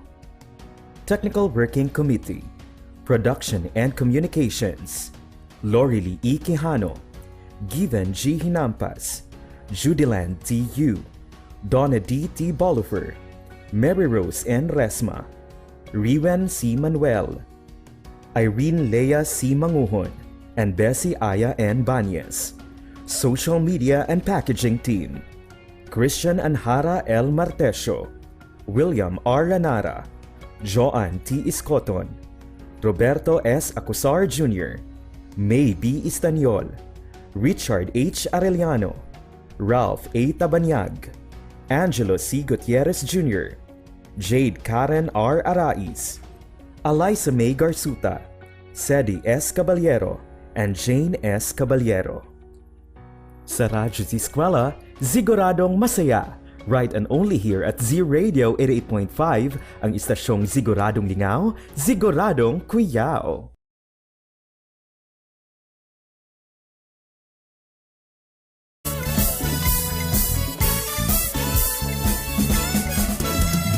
We are back mga kazi. It's already 1:35 na po ng hapon. Again, 1:35 na ang atong oras karon. Time check sa itong gihapon ka nato sa Nueda Builders Construction and Supply Incorporated. Of course, sa itong ka nato sa Archicons Architectural Construction and Supply. Ayan mga kazi-eskwela, natapos na nating mapakinggan at makita ang ating fourth lesson presentation for today, which is about Edukasyon Pantahanan at Pangkabuhayan 4 na may topic na wastong pamamaraan ng paggamit ng kubyertos. Nais naming pasalamatan ng ating content presenter for this, isang Teacher 1 from Mawab Central Elementary School SPED Center, Sir Junel A. Plaza, kasama ang kanyang Creative Resource Material Developer, isang Teacher 3 sa Nueva Visayas Elementary School sa Mawab District, Sir Edward C. Quasito. Ayan! And of course, sa ating mga Zuking listeners, as promised po kanina, live na live po natin siyang makakasama at makakapanayam ngayon kung saan game na game siyang sagutin. Oo. Ang ilan po nating mga katanungan na nagmula mismo sa ating mga dear listeners and viewers. Kaya naman, let's all welcome our content presenter po, Teacher 1 mula sa Mawab Central Elementary School SPED Center, Teacher Junel A. Plaza. Ayan, hello sir. Magandang magandang hapon, ma'am and sir. Magandang hapon. O murag, it's been a long time po no nga nakabalik si Sir. Pulihanay sila siya pulihanay nga, sila ni di ba, Sir Edward Okay. Quasito. Ayan sa Sir, game na ba? Okay na. Okay Game na. game. Kaya naman simulan po natin ang ating katanungan. Atin pong unang tanong. Ano ang ibig sabihin ng kubyertos? Magbigay ng 3 pangunahing halimbawa nito. Okay, ang kubyertos ay kagamitan ginagamit sa paghahanda, paghain ng pagkain at iba pa mga putahe. 3 mga pangunahing halimbawa na ginagamit natin araw-araw, gaya ng kutsilyo, kutsara at saka tinidor. Ayun. Sumunod na katanungan, sir. Bakit mahalagang matutunan natin ang wastong pag-aayos, paghahanda at paggamit ng mga kubyertos sa hapagkainan? Mahalagang matutunan natin ang wastong pag-aayos, paghahanda at paggamit ng kubyerto sa hapagkainan upang maging kaaya-aya ang paghahain ng pagkain at para maging malinis at ligtas ang ating kinakain, lalong-lalo na ngayon na nakakaranas tayo ng pandemya. Okay. Okay, para po sa ating ikatlong katanungan po, ano ang kahalagahan ng pagkakaroon ng kaalaman sa wastong paggamit at paglilipit ng kubyertos at iba pang mga kasangkapan sa hapagkainan? Ang kahalagahan nito ay may alam na tayo kung paano maglinis at magligpit ng kubyertos at iba pang mga kasangkapan sa hapagkainan upang maiwasan ang posibleng panganib na dala nito or iba't pang mga sakuna. Okay, so panghuling katanungan, Sir Janelle. Para sa iyo, gaano kahalaga ang pagpapanatili ng kagandahang asal habang nasa hapagkainan? Para sa akin, napakahalaga ang pagpapanatili ng kagandahang asal habang nasa hapagkainan. Dahil dito natin na ipapakita kung gaano tayo kadisiplinado sa ating sarili, kaya't nararapat na ito'y ating pagyamanin at gawing kaugalian sa ating sari-sariling pamilya. Ayun. So naway mas naintindihan po ng ating mga grade 4 learners na nasa kani-kanilang mga tahanan ang ating talakayan tungkol po sa wastong pamamaraan sa paggamit ng kubyertos. Ayan, maraming salamat po, Teacher Jonelle A. Plaza. At bago tayo magpaalam sa kanya, baka meron ka pong mga nais pasalamatan or i-greet, sir. Okay. Gusto ko pong pasalamatan una-una ang aming Public Schools District Supervisor, Ma'am Azucena Teves, at saka ang aming School Principal, Ma'am Ellen Flores, at saka lahat ng mga guro sa Mawab Central Elementary School SPED Center, at saka sa Nueva Visayas with my co-presenter Sir Edward, at saka sa kanya mga kasamahan na nanonood ngayon. At saka sa aking pamilya, sa aking Mrs. Belated Happy Mother's Day. Sa lahat din ng mga mothers, Happy Mother's Day kay May pa man. And of course, to my children, Paula, Precious, at saka si Bling Bling. Maayong hapon da sa inyo tanan sa Barangay Nueva Visayas. And sa lahat ng nakikinig sa ating radio station sa DIFE Davao de Oro, magandang hapon sa ating lahat. Ayan, so once again, maraming salamat po, Teacher Janelle A. Plaza, and extend our regards to Sir Edward C. Quasito. Ayan, ambing sa imuhang pagbiyahe karon, sir. Okay, so 1:41 na, Sir Drew. Yes. Kaya sa lahat ng ating mga dear learners nga wala pa naka-access, no? Naka-fill out sa atong attendance links, do it now. Kay taman lang ta alas 2 sa hapon. Tama ka dyan, Teacher Mai. So, katong wala pa naka-fill out sa attendance link for today, so fill out na since sama sa inyo ni Teacher Mai na alas 2 sa taman ang atong attendance link for today. And our attendance link po mga ka-Z-Eskwela ay makikita nyo sa mga FB screens ninyo at the same time nakapin yan sa ating mga FB pages. Ayan, 1:41 na po. Just stay tuned, tayo pa yung magbabalik, no? So, walang lipatan. Magbabalik tayo only here at Z Radio 88.5, ang istasyong Siguradong Lingaw. Siguradong Kuyaw. And yes, mobalik kita mga kazihuman ni ining pipila ka mga pahinumdum. Z Radio! Z Radio! Z Radio! Z Radio! Z Radio 88.5, Siguradong Lingaw, Siguradong Kuyaw. Laging handa!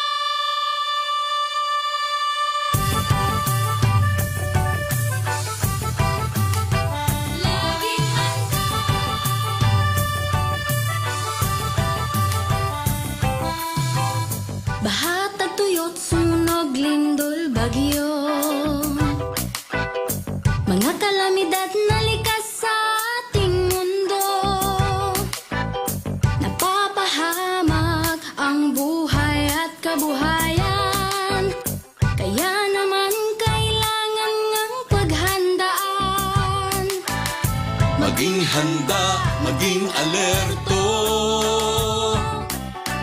Tungkulin to ng bawat mamamayan. Kaya tara na, kilos na, lika na, tumulong tayo. Gawin na po ang karapat-dapat na maging laging handa. Tara na, kilos na, lika na, tumulong tayo. Gawin na po ang karapat-dapat na maging laging handa.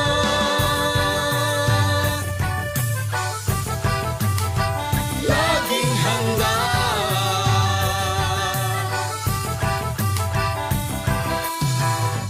Kalamidad ay maaasahang darating. Sa di inaasahang oras, Kaya naman hindi na dapat hintayin. Unahan na habang di pa natataranta.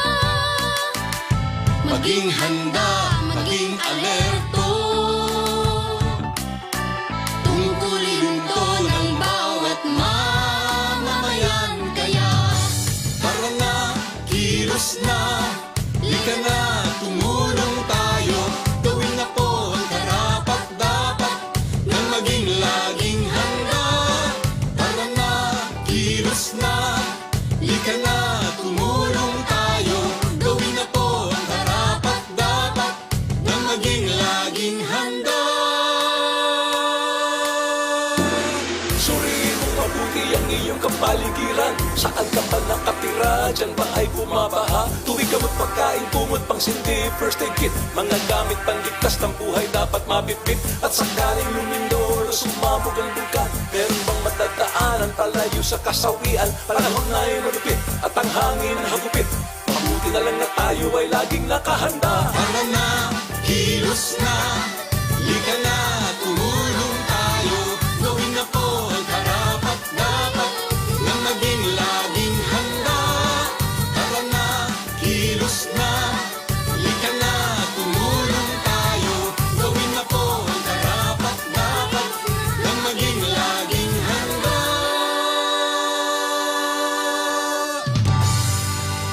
This message was brought to you by the Department of Education with the support of World Vision Development Foundation.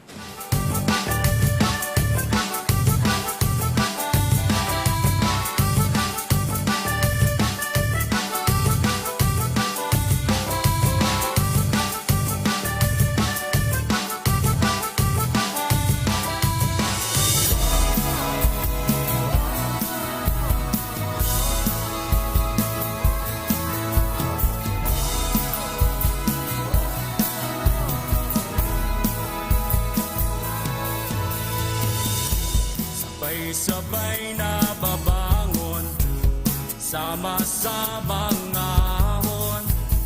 Ihanda ang sarili sa hamon. Ipakipigil sa pagsulong sa kinabukasan na katuon. Para sa di kalidad na edukasyon. Eskwela na naman, isa puso ang kahandaan. Handang isip, handa bukas, sa pagkakaisa ay may lakas. Ito na ang normal, online learning at modular. Di na kailangang mag-face-to-face, gamit ng cellphone at radio base. Yakapin ang pagbabago, kahirapan, kaya natin to. Lakasan ang iyong loob, sa bagong normal, sa bagong mundo.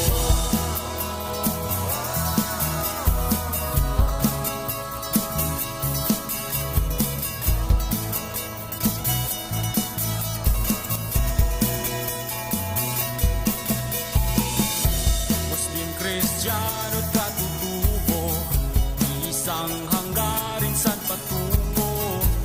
Ipagpatuloy pag-aaral mo, tagumpay ay naghihintay sa'yo.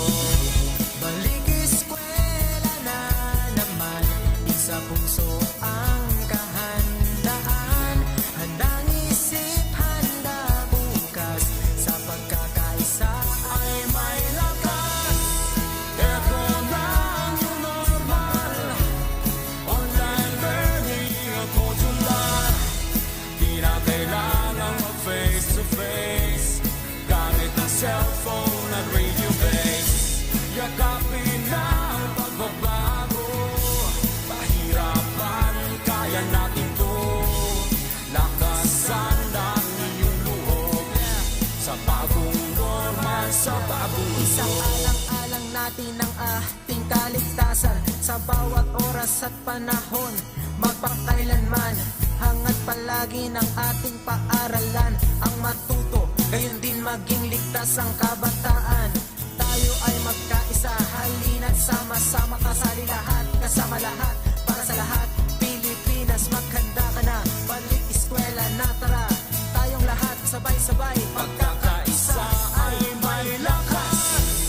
Ito na ang new normal, online learning at modular. Di na kailangan mag-face to face, gamit ng cellphone at radio base. Yakapin na ang pagbabago, pahirapan, kaya natin to.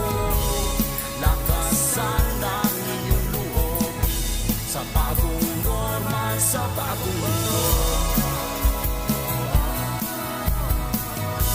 Sa bagong normal, sa bagong mundo. Sa bagong normal, sa bagong mundo. Z Radio 88.5.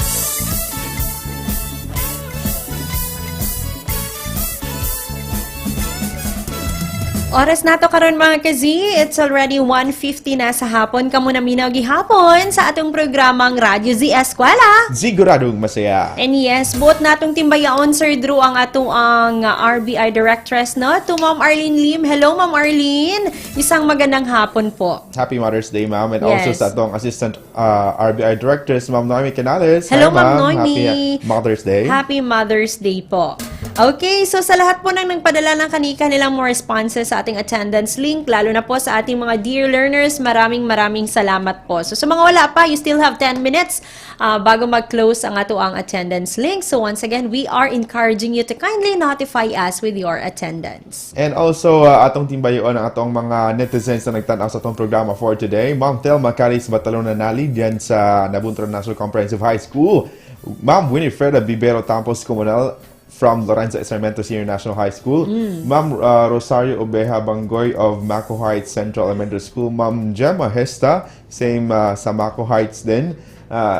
Cyan Q. Argente of San Mateo East Central School, Merla Alconti Munoz, and Shi Sun. So, sa lahat po ng ating mga netizens na nakatutok sa ating programa, thank you so much sa inyong makanunayong suporta. Yes, maraming salamat po. And allow me to say hi to my district head, no, diha sa Nabunturan East District, to Ma'am Rosario A. Nunez. Hello, Ma'am Rose, maayong hapon. Of course, akong mga kaubanan diha sa Cao National High School ug sa mga taga Cao Elementary School. Ayan, hello po sa inyo dyan. Isang magandang hapon. Hello also to our head teacher one. At the same time, school in charge sa Tuburan National High School, Sir Rogelio Jojo Gono, uban usab sa ako ang mga kaubanan na ka-skeletal workforce. Hello po, God bless you always. And also, Happy Mother's Day din sa aming supervisor sa Mao District na si Ma'am Azucena L. Teves. And tomorrow po na lesson presentations na ibibigay natin will be about mathematics 9, 10, 11, and 12. Ayan, so abangan niyo po yan.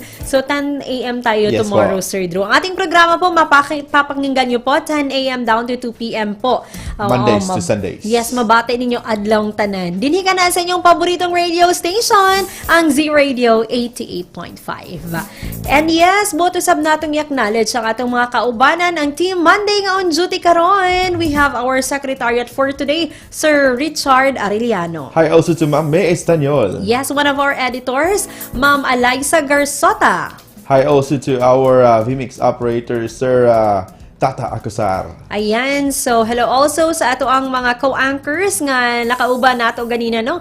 To Teacher Given Hinampas. And Nanay Lor Quijano. Ingat. Yes po. 1:52 na po at kami magpapaalam na. Maraming salamat for being with us today, mga kazi. Sa ngalan sa kinatibuk ang puwersa sa RBI DepEd Division of Davao de Oro, inubanan sa management and staff din sa Z Radio 88.5. Sa ngalan usab sa atong VMix operator for today, Sir Tata Acosar, kini inyong maestro ug maestro sa kahanginan, this is Teacher Maymay Resma po. And Sir Drew Manuel. Daghang salamat once again. Ang pingats mga kazi sa kanunay, dalaygon ang Diyos.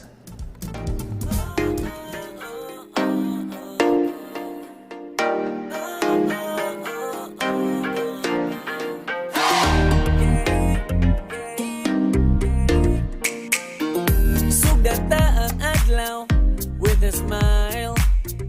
Tune in na sa radio, pinala